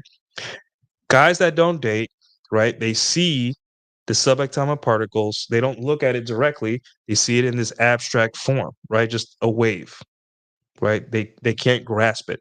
Guys that do date, right, see the subatomic particle in physical reality. They see a particle, right? Strive to be to do the people that do both, right? But lean towards directly observing the subatomic particle, which is the dating scene. You want to do, and that is red pill is the theory, game is the practice. Exactly. But yeah. Hey, Chad Elkins, how you doing, sir? You get one of these. Howdy, fellas. Uh, quite a bit of discussion in the chat. Anyways, guys, nice to see you, Chad. Anyways, all right, yeah. So do a little bit of preparedness, and not only preparedness in terms of like, uh, it could be financial preparedness, right? It could be like, hey, for example, I want to date this type of girl. Where can I find this type of girl? You may have to move cities, right? If you're that serious, or you could like use that as an excuse to tip the scale when you're comparing where to live, right? So let's say you want to move to either, uh, let's say Phoenix or Dallas, right? And you're like, hey, I like blondes, but I like Latinas more. Which city is going to have more Latinas? Probably Dallas because we're closer to the border, I think. I don't know if this is a great example. But then you make your, and like both cities are great. I got job opportunities in both cities. Let me move to Dallas because of this little thing that tips the scale towards Dallas, right? You may have to make decisions like that. That's called preparing, right? Also, there's logistics, which is the biggest thing of them all is logistics, right? If you like to date, if you like women, if you're meeting women, right, you're going to have to live in an area where it's safe, where there's where within 10 minutes, a 10-minute drive, there's nice places to go and all that stuff. Um, and we've already done enough shows and talked about logistics enough, articles, all that stuff in my content, where to show the importance of logistics, and that's preparedness, right? So when you guys see these guys complain online about dating is too hard, all that stuff, right? I always ask the line of questioning, like, are you in shape, right? I'm not talking about Jack. I'm talking about, are you in shape? Like are you not overweight? Okay. How do you dress? Like, what would you wear on a date, right? Um, uh where do you live, all these things, right? And I paint a picture. I'm like, okay, dude, if you live 30 minutes away from civilization, like, out in the country, nothing wrong with that. Country's peaceful living, but understand that's just going to make it really hard, right? Like, how bad do you want it? It's pretty obvious. So yeah, Sam, me too. I prefer bachata, but yeah. All right, guys, there are 1,678 people watching me on X, so I appreciate it. But yeah.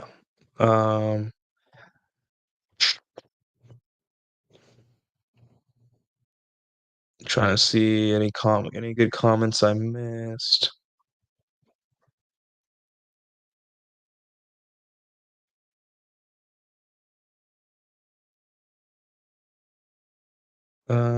Give me a sec here, guys. Yeah, I'm gonna have to make new commercials because I'm getting copyright strikes from YouTube for them, so I have to take them down. Sorry, guys. I know you guys, or maybe just use a different song or something. That's probably what I use. Yeah, I think Pearl, she retweeted me. So Pearl, if you're in the chat, shout out, say hi. Thanks for the boost. Appreciate it. All right. So yeah, 1,738. That's a lot, guys. Thank you. 50 viewers on YouTube. Yeah, I know, right? How nice of her. I appreciate it. I'm not worthy of your retweet, Hannah.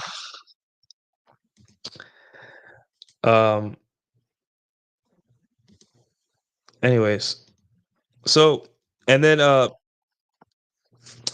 number one reason guys opt in. How the number one way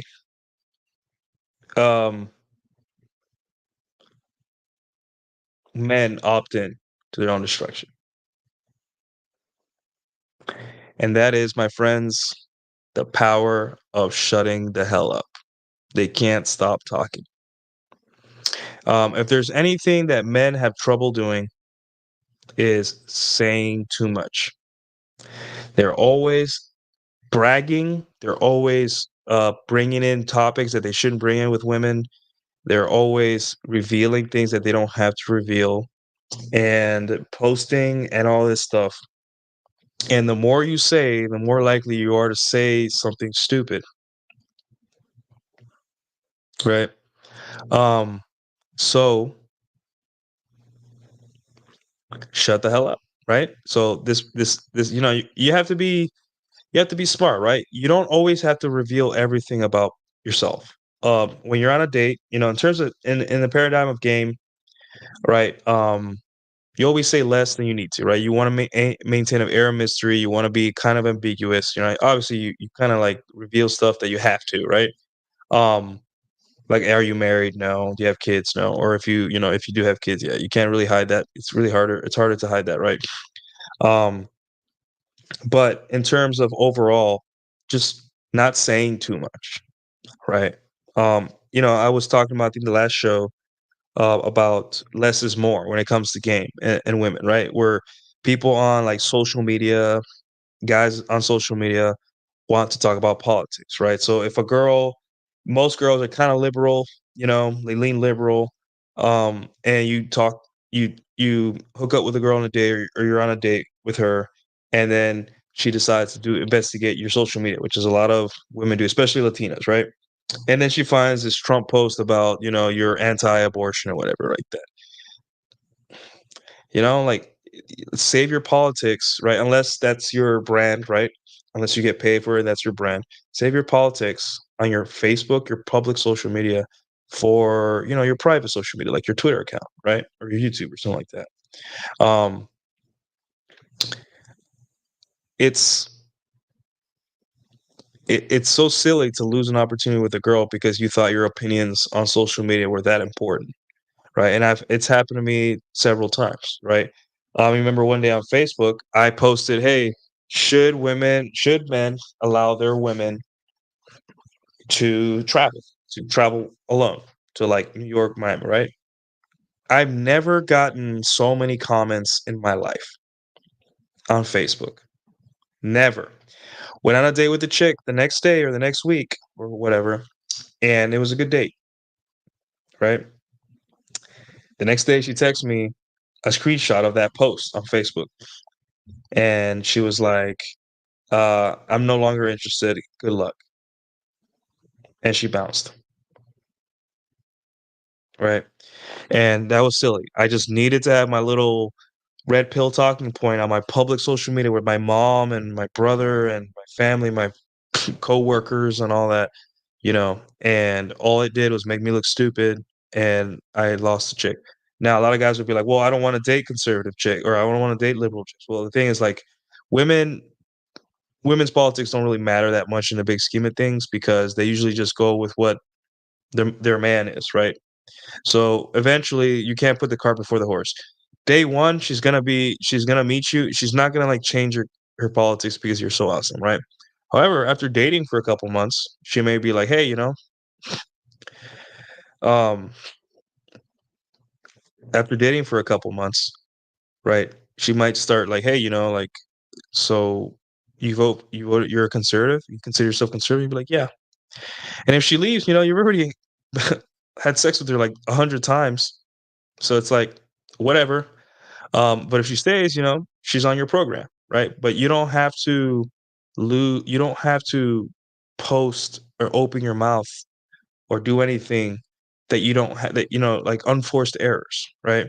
I want you guys to understand that what you're seeing now, let's say in the manosphere, in the red pill sphere, whatever the hell they're calling it these days, I don't know, right? You're seeing a lot of content creators fucking up, right? Saying more than they have to, um, getting treated, like criminals, saying dumb stuff, dating the wrong people, all these things, because they simply can't keep their mouths shut, right? Their brands are failing, or they have to do extreme, uh, damage control because they said too much, they talk too much, right? Um, and I always say like the old school guys had it right. They used street names, right? Like the old school Don Juans and the players, they had street names. They didn't even use their real name when they were talking to women, right? Because they knew that deep down, the more woman knows about you, the more dangerous it is, unless she's a good person, like generally wants to be your girlfriend and all that stuff, right? Which we don't know. So, um, I have to walk that line, right? Because I am a content creator, meaning so I have to constantly scour my social media, make sure I'm not saying anything or there's no bridge from my personal social media to my private social media. Um, right. But that's something that I consciously took and I'm ready for the consequence. So I'm not going to bitch and complain online because some chick found my Twitter account, which she did. And I ended up on Are We Dating the Same Guy Dallas page where my personal information was leaked to all these women. Obviously, it was good PR in terms of dating. Yeah. But at the same time, it could have been more destructive. Right. Because I simply couldn't shut the hell up. I had to go to Twitter to post about, hey, I just ghosted a girl for another girl. I'm so awesome, right? I couldn't shut the hell up. And it has consequences, guys. And that's how guys opt into their own destruction. Luckily, it turned out good for me, right? I have a funny story to tell. For most guys, they cannot shut the hell up, and it's going to cause you problems in dating. You're going to lose opportunities. You're going to not be able to, see it through with some women that you actually like because you can't shut the hell up. And honestly, that is like the number one way most guys ruin their chances with girls. They let things slip that they shouldn't. And I know that sometimes you get cornered. Like some girl would be like, "So, are you liberal or conservative? Did you vote for Trump or are you voting for Kamala?" Something silly like that. And you say, "Oh crap, the election's this year." And then there's some woman that's like, "Oh, you're not politically active." And at that point, if she's busting her balls too much about the politics, then she's probably not that interested anyway, right? She's more interested in that people agree with her politically than, actually being on a date, right?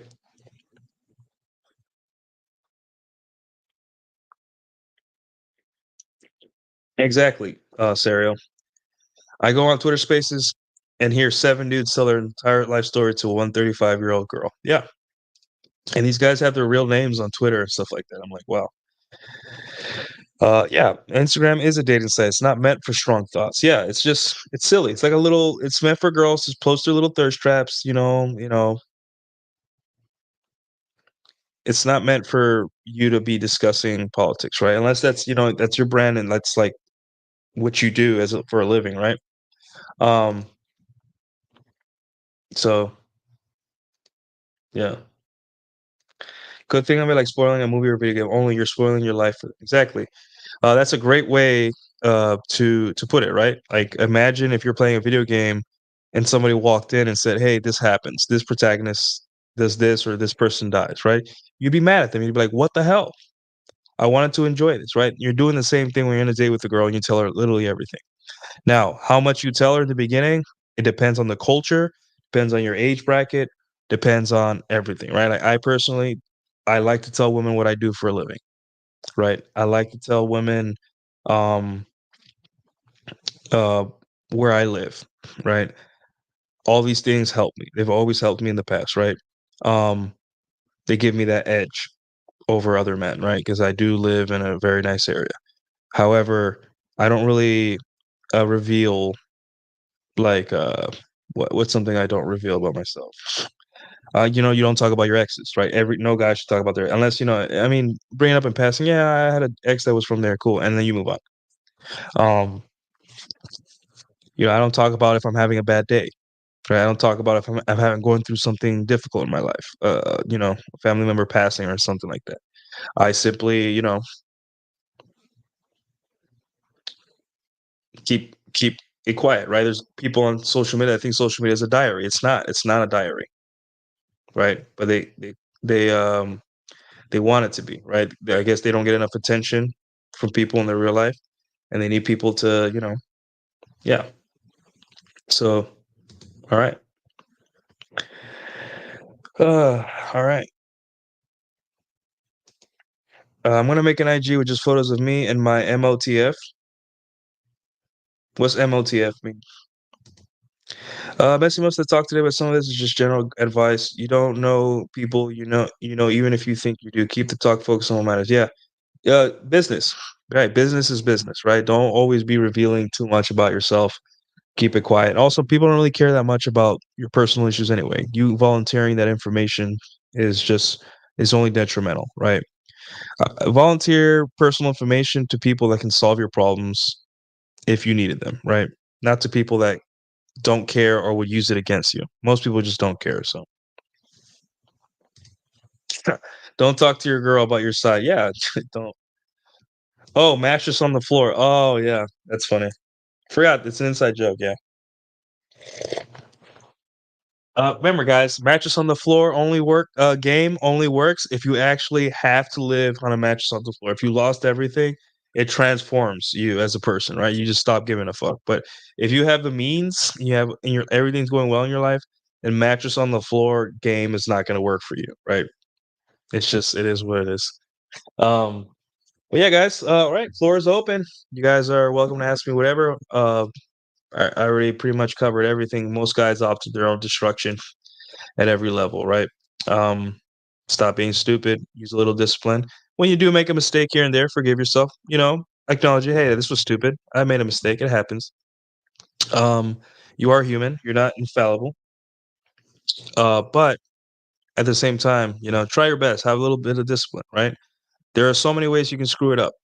And, they'll tell me, like, hey, you've been single for so long, you're a degenerate, right? I'm like, no, it actually takes a lot of discipline to get this far where I'm at, able to share my experiences with you, right? I've never had a pregnancy scare. I've never had an STD.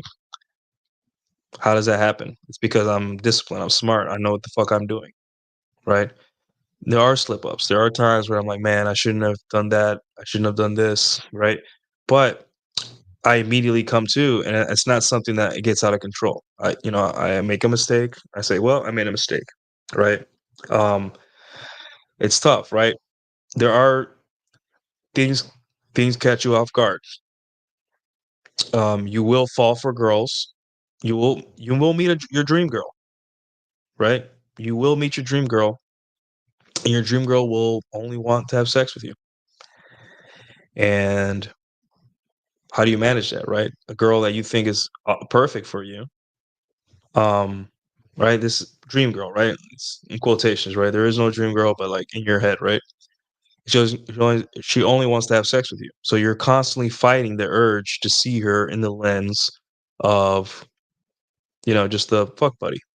And that's tough. That's part of learning. That's where you gotta learn, hey, like all women, the relationship is her problem. No matter how awesome she is, she's the one that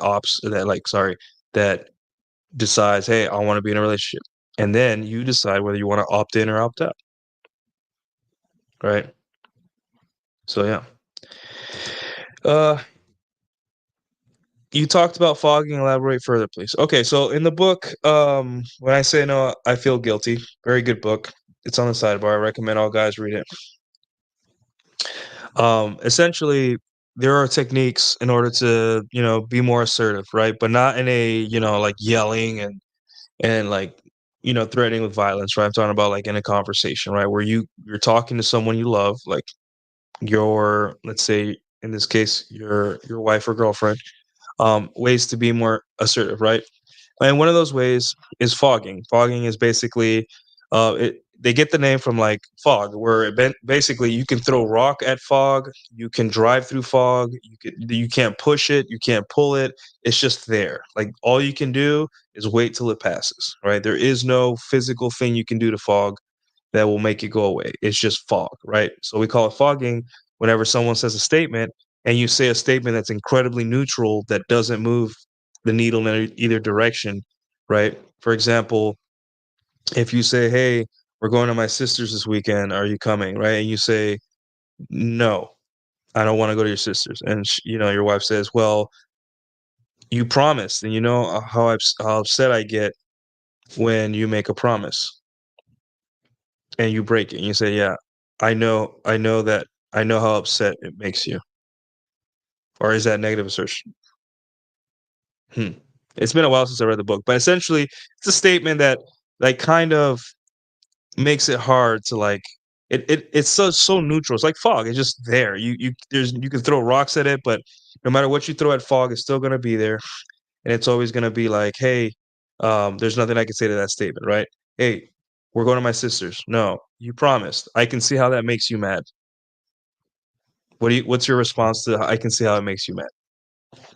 You know, right? Fogging is like, I can see why it upset you that I shared a hotel room with your sister. Yeah. Yeah, something like that. Um, but you have to read the book, man. Like, you have to read the book. It's on the sidebar. It's called When I Say No, I Feel Guilty. Because fogging is just a small part of like there's so many more techniques and it'll help you tremendously when you deal with people. And it's like, hey, when I do this, when you do this, it makes me mad. Or I don't like when you do this. And you can say, hey, I can see how you feel that way. It's essentially fogging because it's not like a statement that's meant to elicit anything but, reconfirming or anything. It's fog. Like there's nothing you could do. You throw rocks at it. You can't push it. You can only drive through it, and that's all. So, yeah. All right. Any other questions, guys?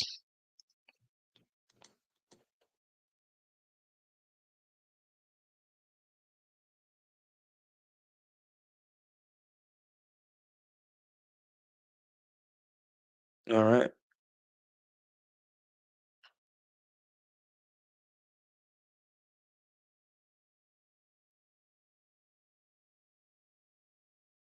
All right. Guess my question at the moment is, what do we do about the isolation problem with incentives to really, if ever, leave the home? Guess my question at the moment is, what do we do about the isolation problem with incentives to really, if ever, leave the... Okay, I see what you're saying. There's a lot of adults telling me that they don't have friends because they never leave the house. Okay, so one of the ways I solved it was I stopped using like group chats to plan outings and to get people to do stuff, right? Because that's really, it's not a great way to invest or to like be around people that may or may not be invested in like going out and doing stuff, right? Remember, again, the medium is a message, right? So if you have a group chat, you say, hey guys, we're all going to laser tag this weekend, right? Or we're going axe throwing, right? And people give you confirmation like, hey, and then you got to chase people down and you got to like, hey, dude, there's a special. If we get 5 people going, we get a 6-person free. Are you going? Hey, let's do this time. No, I can't. Let's do this time. Blah. And you have all these conditions and getting several people together, right, to do something, right? Eventually, it's going to um, fizzle out, or only 1 or 2 people are going to show up, right? So what I do is that I have the watering hole method, right? Choose a cool place, a fun, inviting place where everyone can go, where everyone goes on a regular basis, right? And on that regular basis, you don't have to worry about who's coming and who's not. You don't have to worry about inviting. You don't have to worry about planning. You just show up there, right? For me, it's my salsa bachata nights. I don't ask anyone to go. I don't ask who's going. I just show up. And then it's my watering hole, right? And whoever shows up, those are the people that are invested enough to go out and socialize. And the people that don't show up, they're not invested. They don't want to be out, right? So that's what I do, right? Find a watering hole. It doesn't have to be, it could be anything like a park, a dog park. Like you go out there and you meet people that um, go every day at the same time, right? And you meet people there. You have chats with them. It could be a pool. Like here, like I know, summer is basically over, but when summer was going on, the pool was open, and people would show up every Saturday at the same time, and then you make friends there. So yeah, it's just use the watering hole method because you want to be around people that are invested in going out and want to socialize. Your friends in the group chat may or may not want to. They're lazy. They forget. They have other things going on. And, if they're going to give you confirmation sometimes, even though in reality they don't. But when you go out, you don't have to worry about anything. You just show up. Hey, you're here. The guy that always shows up here. Hey, what's up? How you doing, man? And then that's it. Yeah, basically, it could, like, I mean, a lot of people don't like bars, but maybe going to a sports bar and watching a game, right? Um, you'll meet the same people. Hey, what's up? Uh, maybe stuff like that, right? Pickleball courts, tennis, all that stuff where people are like actually going there on a regular basis. That will help you tremendously, right? You don't have to worry about inviting people, right? It gets tiring. Like I'm 35, I don't have time to convince other men to show up to a place, right? Obviously, I'll tell them, hey, if they invite, if there are people that like, you know, want to do something important, I usually give them a couple of weeks, like, hey, this day I want to do this. If you guys are coming, you guys can come. If not, if not. But other than that, watering hole method is the best method. So, yeah. What do you think about Jared? Who's that?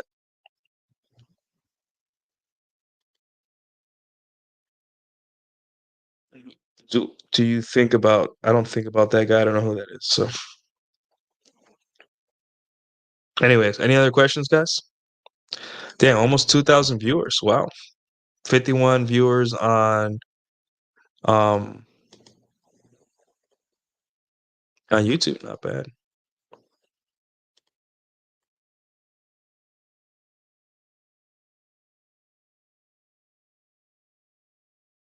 Nice.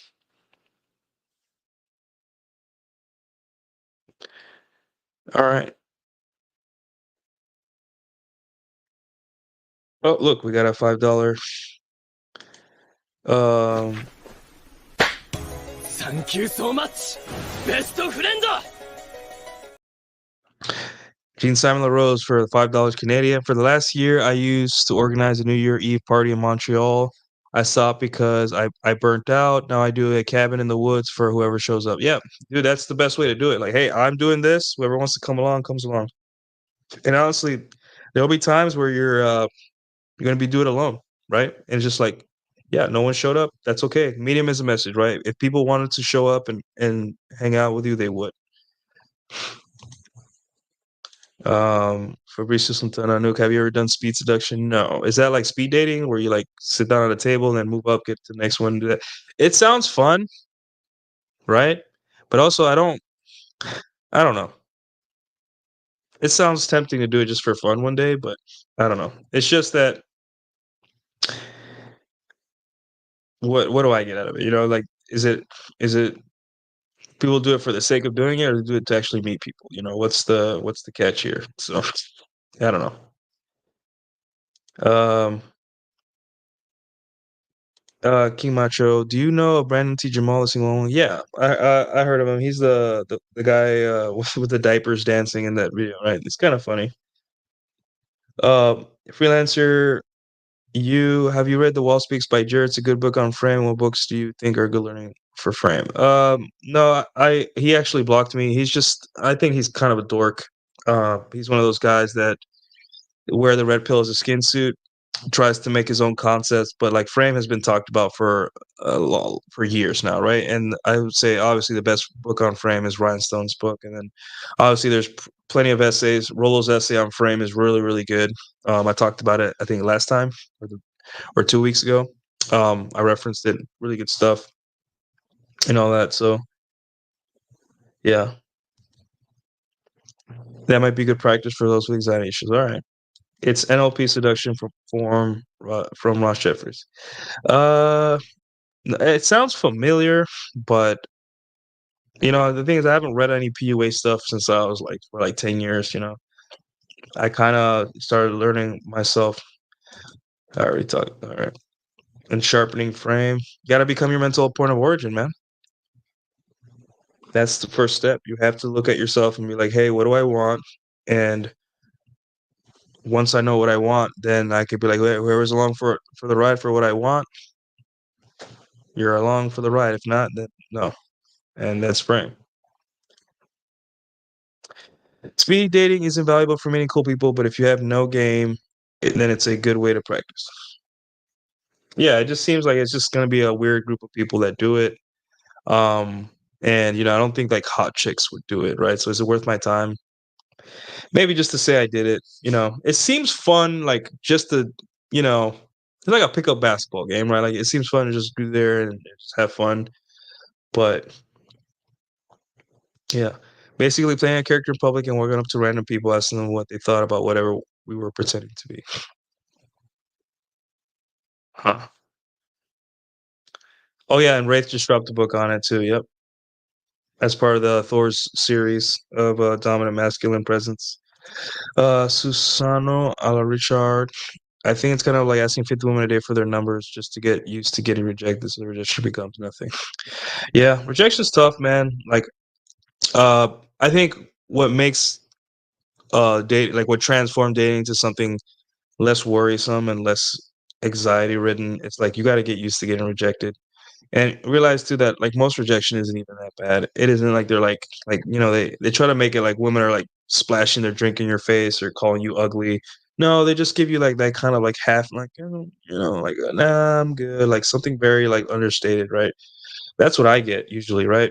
Um, but yeah, rejection isn't that bad. It burns for a little bit if you're not used to it, but like after a couple years, you're just not you're like okay, like I get it. You stop thinking it's about you and more it's about right. I think polygamy is the future. Women are loyal to one man no more. Women are comfortable being side chicks. Women have behave when there's competition. Yeah. I think future is going to be open on her end, closed on his end. Well, right now it's like open on her end and closed on his end, where she's allowed to market, do whatever, and he has to be, he can't market, he can't do anything, right? Chris says, Nuke, I search for female dating advice. Most sucks, very bad. Do you think by having dated so much that women are trying to get better? There's almost no material out there for that.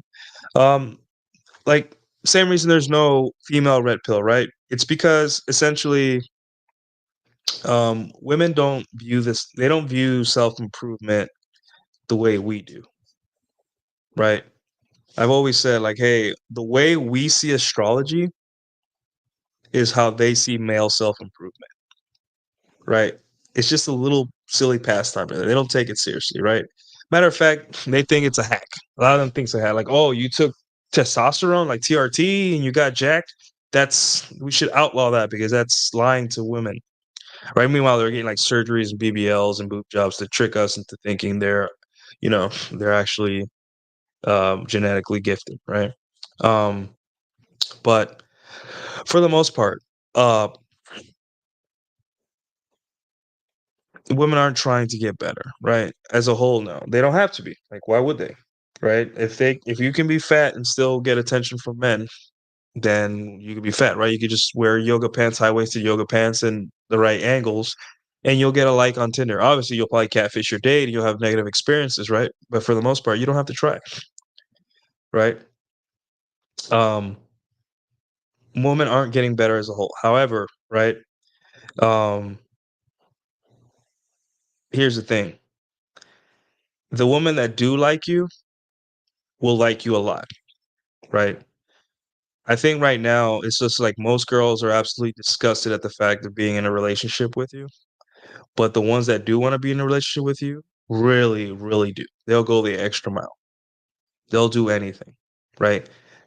Take that how you want. I think it's pretty awesome.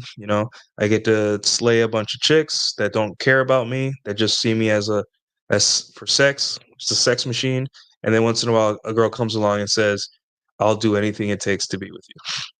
I'm okay with that. It can be a little stressful, right? Because there are times where I'm just like, man, like I'm sick, I'm in bed. It would be nice for a girl to bring me soup, right? But it doesn't always work that way, right? But I prefer it that way. And then having to like court chicks for weeks and months, you know, choice is yours. I think it's better than what we have now. It's just long as you got to put in a little work. Um, and if women do get better, right? It's because there's an extreme amount of competition, right? I would say that most of the women that get in shape and work out are probably 28, 29 because they have to. Most of the women that get boob jobs and all that stuff and BBLs, it's not when they're 21. Obviously, that's changing. I think young women are just also, it's becoming so normalized to get cosmetic procedures. But for the most part, women only improve when you apply dread. Um, when you introduce competition, right? Not force competition on them, introduce it. Let them know, hey, you act wrong, I can get taken away, and they have to be reminded of it constantly, right? And when I say constantly, I don't mean every day. I mean like for the rest of your life until they get old and all that stuff. So yeah.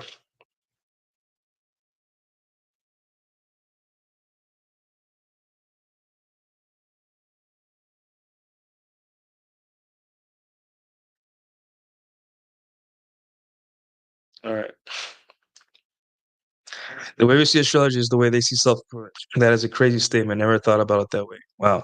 Yeah, it's just like how when guys talk about women, you have to realize they are not us. They are different. They go by a separate set of laws of physics almost, right? Whereas, hey, there is no self improvement for women because they just are, right? The minute they turn 18, they men must become, women are. So astrology, we see it as something that isn't that real, that it could be real, but who cares if it is or isn't? It's not really important. And we don't know why girls like it that much. They seem to be, so into it. And it's very important to them. They read books on it. They have apps on their phone. Whereas men, self-improvement for us is everything. It literally is what keeps us going, right? It's so fun. It's fun to go to the gym and break PRs. It's fun to even get better at a video game, right? It's just like wow. But to them, just like why are they so obsessed with like putting 2.5 small little plates on a bench so they can bench a little bit more? Why is that so important to them? Ill guys, right? And it's just like, no, that's incredibly important to me, right? I know that astrology and self-improvement are not the same and they're not comparable, right? But this is just so you can visualize how women think, right? So kind of back to the point on oversharing, we don't need to justify our thoughts to those that don't understand them. There's no point arguing with people that don't. Exactly. Can't wait for sex robots. Yeah, they're never gonna come, dude. They've been saying sex robots for like a decade now. Like I don't know. Nuke, I don't want to marry a hoe. I'm 22. What do you recommend I do? Nothing, man. Um, First off, why are you worried about being married at 22? That's one. Number two, um, her being a hoe and having a high body count is her problem, right? It's hard to conceptualize, right? Her body count is her problem, meaning that if she gets an STD, she has the one that has to deal with it. If she can't bond to a guy, she has to deal with that, right? If if she's heartbroken or she can't, uh, you know, she has to make big sacrifices for her future because of whole behavior, whole activities like getting pregnant or having to do several abortions. That's all your problem, right? Remember, men opt into their own destruction, right? So here's the thing. Let's say you meet a girl that you think is a good girl and you date, right? And in your mind, you're convinced, oh, she's a good girl, right? You don't assume she's promiscuous, right? You just assume, hey, she's a good girl because the packaging shows that she's a good girl, right? And you opt in to the relationship when she offers it to you, right? And then you find out she's a hoe, right? And you're just like, well, I'm already in a relationship. There's nothing I can do. I'm already in love, right? That is you opting into your own destruction, right? Whereas if you assume that she's promiscuous, you don't obsess about it. Assume like, hey, everything is incentivized you to be a hoe, so I'm assuming you're a hoe, right? Then you're gonna move differently and act different, right? You're gonna look back and be like, hey, the outcomes are she turns out to be a hoe and I'm proven right, or she's not a hoe, and what pleasant surprise, right? Either way, it's not your problem. Remember, it's only your problem when you opt in. And even then, most likely hoes don't even want to be in relationships, right? Because being a hoe, it's like gets you a lot of stuff. So really it's not your problem. Stop seeing it as something you have to worry about. That's women's problem. They want you to worry about it because it gives them power. But don't worry about it. I know that's weird. It'll make sense as you go on, right? Any thoughts on being a 24-year-old virgin? Um, if you are a virgin at that age, lower your standards, right? Go out and, sex isn't that big a deal, right? Stop thinking that your virginity is important or not important. Stop thinking that, that I think a lot of people, a lot of guys, why they don't lose their virginity is obviously they don't put in the work, right? And when I say work, I don't mean like make six figures. I mean work like go out and socialize and be around women, right? Um, and also they mythologize sex like it being some kind of like cosmic thing that the gods bestow upon a chosen amount of people. No, dude, everyone's fucking. Go out there, talk to a girl, and fail, and realize no one's watching. Lose your virginity is not a big deal, right? And if you're in the bedroom and with a girl, just say, "Hey, I'm a virgin." If it gives you anxiety, right? If not, look at some pornography to figure out what to do. And it's life, dude. We all go through this, right? You're not exempt from your sex drive and from these experiences. So go out and live it. You're not greater than your biology. So go out and have fun. Anyways, it's not a wife market, it's a hoe market, be a pimp. Yeah, lead with fun and excitement and dominance. Your devotion means nothing to women. All right. Her problem, the more promiscuous a woman is, the more likely she is to file for divorce, not to be satisfied in the relationship. When I get married, I want the best chances of that working out. Yeah. But here's the thing. Again, if a woman is promiscuous, who does it affect? It only affects her. and it only affects you if you opt in, right? Her body count is her problem. We already discussed that, right? When you get married, right, you are taking a gamble, right? Because she might change, blah, blah, blah, right? But for the most part, most women want the relationships to work. When they get married, they want the marriage to work. You know, they're not like planning to on your downfall the day of your marriage, right? However, you have Tom on your side. You can give her that trial period so you know things can come out. And realize too that like now that you're here and you're listening to guys discuss and trade notes, you have a higher probability, right, of picking up on things that, you know, hey, like this girl isn't a certain way or is a certain way. Um Also, once your body count is high enough yourself, you're gonna like not worry about her body count at all, right? You're gonna be like, you know, like I don't care. 20 bodies, I have 50, so I don't care. Or 10 bodies, I have 30, whatever. You know, it's not a big deal. Um, Body count is not something you worry about. That neuroticism over it is only gonna kill your game. It's gonna make you unhappy and unable to connect with women, right? How is she treating you? Is she being fun, exciting? Is she being a good person to you? That matters more, right? Because there are girls that are damn near almost virgins and they suck. And you're gonna date them, right? And you're gonna wish that that girl with a higher body count who knows how to treat you and fuck you, you wish you would have stayed with her. Because the internet told you, some guy on the internet told you a higher body count of like whatever arbitrary number is bad. Meanwhile, the virgin girl or the chaste virginic like girl is a huge bitch and you know sucks to date. You know, so yeah.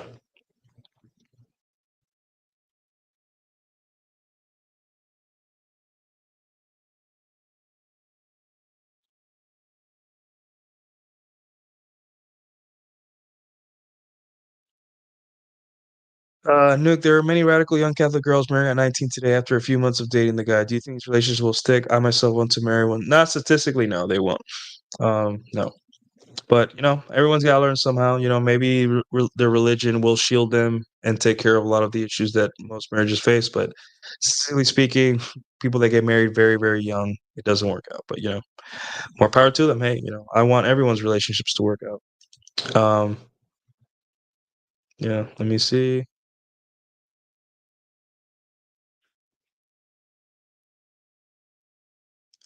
Suppose we could look at this as we are what we practice. People in long-term relationships are better at being in them. Same are those practicing short-term ones. I don't know what that means, but sure. All right, guys. We have 2,057 people watching. 2,058. I'm gonna screenshot this. That's hold on.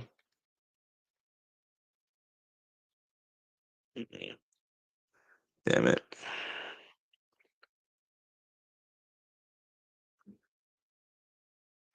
Okay, 2,059 people. There we go. I'm gonna screenshot that. All right. I appreciate you guys coming in and um, commenting. I like the questions. Realize, guys, that ultimately most of us opt into our own destruction, our own problems, right? So for the most part, you have to you have to take accountability, right? Not for women, not to facilitate their lives, but for your own safety and protection, right? This isn't about them. This is about you protecting yourself, right? If you can do something to protect your mental health, to protect your finances, to protect your dignity, right? Then do it. It's that simple. And if you could not do something to protect your finances, your mental health, your time, whatever, then don't do it. You will err, you'll make mistakes, right? You'll go on a date with a girl that you thought was into you and she just wanted to use you for your time. It happens. It happens all the time. It's not a big deal, right? But as you get older and more mature, more experienced, you're going to be able to call this out before you even go on a date, right? And that's the purpose, is to get better at not opting into your own destruction. Um, Once you have this mentality that, hey, the power is yours, not to, you know, get the wrong girl pregnant, not to waste time with women that don't like you, right? That only want you for your attention, you know, not to say more than you have to, all these things that can ruin your dating experience, right? Then you can live more in peace, and you can make better decisions outside of dating as well, right? Takes a lot of discipline, guys, to be able to date this much and not have all these issues that most men face. Takes a lot of discipline. There are times where, yeah, it's not easy. I'll be honest, guys, it's not easy dating a girl you really, really like, and her being like, not have just sees you as a fuck machine, right? At first, it's kind of weird. It's just like, hey, like I was taught that all women wanted to be with me if I fucked them, and that's just not true. So instead of crashing out, instead of like saying, hey, what are we? I want a relationship. I practiced discipline, and I was like, hey, while I'm having sex with this chick, I'm gonna go seek other chicks, and that's the smartest thing you could do. And that is me opting out of my own destruction. Right? That was an unforced error I didn't have to do. And a lot of guys online will be like, you have to ask her, how could you just take her not wanting to be in a relationship with you? Are you a cuck or whatever stupid shit? It's just like, dude, no. It's called discipline. It's called emotional discipline. Just because you like someone in a certain way doesn't mean that that you're entitled to a relationship with them, right? It's simply like a serious relationship. It simply means, hey, you like them, and that's it. There is no consequence outside of that besides you like them. Whether you want to ruin it by saying, hey, I like you, can we do something more serious? Then that's on you, right? Understand that I knew, hey, this girl, the medium is a message. This girl didn't want to be with me besides, fun. So I act accordingly. I can either enjoy some of the best sex I've ever had or complain that she's not in love with me. And I chose option A. And the cool part is, because I chose option A, I can explore better options and have even more fun. It literally is that simple, guys, but a lot of guys can't get to this point. They want to emotionalize, I don't know if that's a word, but emotionalize everything and bring their ego into everything instead of being cold and calculated, right? And thinking, hey, does girl A want me for a relationship? No, it's been 3 months and she hasn't asked me. Okay, she wants to fuck. Okay, so I'm going to see other chicks. Instead of, women are bad and women, if I just keep doing nice things for her, she's going to see me more as a boyfriend or whatever, blah, blah, blah. I'm like, no, dude, the medium is a message. So move on. Keep fucking her, but like now seek other women. It's that simple. Yeah, and this is a specific situation, right? But it's tough, right? It's not as easy as people think, but at the same time, it's so necessary because it's gonna stop you in your tracks dating. You don't want to spend every 3 months sad over a girl, every 6 months sad over a girl that you met, right? You want to be very smart and intelligent about this, right? If there's anything I want to add to the red pill, discussion, is intelligence, discipline, because that's gonna get you farther than you think. You can learn all the PUA in the world, right? You can learn all the intersexual dynamics in the world, but none of it matters if you don't use it for good, for, not only to get laid, but to keep you sane. So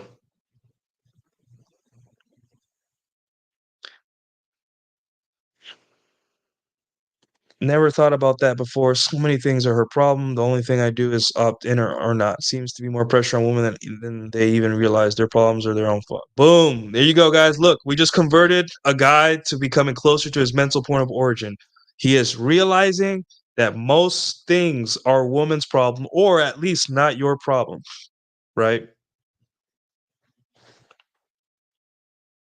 You're deciding not to opt into your own destruction. Women aren't happy, not your problem. Women aren't marrying, not your problem. Women are fucking a lot, not your problem. Right? All you have to do is be at the right place at the right time, and that's it. So, yeah. I like this, guys.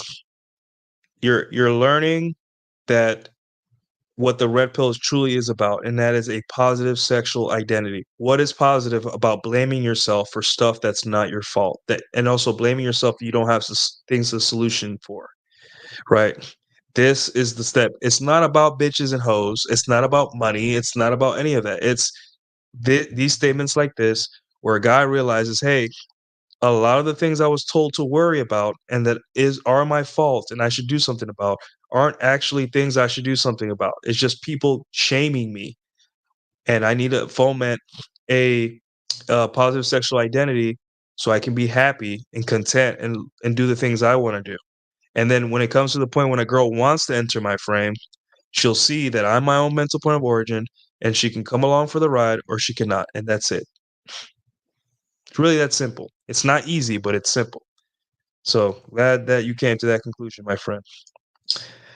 All right, guys. It's getting late. I gotta go work tomorrow, but thanks everyone for tuning in. Sorry for the extra long show. The numbers were doing really good. Again, I set another record, 2,100 viewers. It's been a crazy year and 8 months, I think, of making about year and 8 months of making content. I'm about to hit 2,000 followers on YouTube, so I'm almost out of small channel hell. I'm about to hit 1,500 either tonight or tomorrow morning on Twitter, and Substack's doing well. So appreciate you guys. I'll continue putting in the work if you guys continue watching, and I